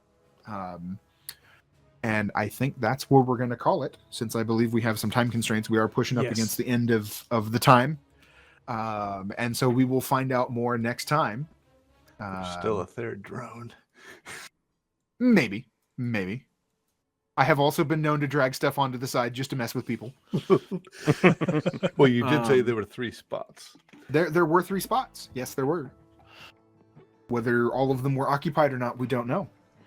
The last one was a proto-molecule capsule, and now we're all going to turn blue and die. Hey, we don't know anything about that stuff. What's a proto-molecule? Yeah, I'm speaking out of character, guys. That's just fake news. That's just fake news. Yep. That's not real. All right. Well, that was super exciting. That was a lot of fun. That was a blast. Thanks so much, Squirrel, for doing this for us. So for everyone watching, what's going to happen now? We're going to do this every other week so that Squirrel has time to like actually have a life and prepare. And by have a life, I mean do all the other tabletop stuff that he does all the time. Squirrel's amazing, and he's a tabletop pusher. And we expressed interest in this, got him hooked on the Expanse, and he graciously agreed to GM for us. So this is a lot of fun, and I'm looking forward to 2 weeks from now, which I mean we'll see, because that's also Nab's due date. I will likely have a child. So there's a good chance that we might push it out another week, or actually no, I think we have to push it out another week because of Candor. Yes, Candor will be on vacation. Yeah. So 3 weeks from today, unless we find some other time in the meantime. But we'll let people know. Yes. But in that meantime, we have a premiere to go to on YouTube. In 20 minutes. That's right. In 20 minutes, if you go here, I'm going to push the button. Oh, I can't push a button. Hang on. I have it on the wrong setting. Oh, there we go. Finals got it. If you go there, we have a Deadly Salvage episode about to premiere. But thanks so much, everyone, for watching. This was a blast. I am thoroughly enjoying my tabletop experience, and I hope all of you watching are enjoying it as well. And this VOD will end up on YouTube shortly. I may do a little bit of editing at the front and at the end to kind of give it like a little encapsulation, or maybe give it its own little intro dealio, which will be fun. But yeah, so tabletop's a thing. We're excited. It's going to continue to be a thing. And we're going to finish this campaign, whatever it takes. It's gonna happen. Even if it's on the receiving end of a torpedo, this campaign. Yes, it will get finished. I have seen so many campaigns that are streamed just end, and I don't want to do that to you guys. So stick around. I don't either. I'm gonna do a raid, and then you can say hi to whoever I raid, and then of course stop watching them and come watch Deadly Salvage, because I'm selfish. But yeah, lots of fun. Thanks, everybody. Does anyone else have anything they want to say before I push the button? Just a big thanks to Squirrel and everyone who watched. Squirrel, we got to get you like a donation button so we can get these people to throw stuff at you too. He does so much work on this. It's fun for him, but it's still a lot of work. It is, but it's its own different sort of fun. I appreciate you guys bearing with me through the. Oh wait, where is this? Hold on. No, we're in the same boat, so we have no idea doing either. it. You should see how many windows I have open. It's insane. I have 2 books open on my desk. I have the GM screen. I have tabs. I had multiple things open over on Foundry. Yes, it's a way of life. All right. Well, thanks everybody, and we'll see you next time. Bye. Bye. Bye-bye.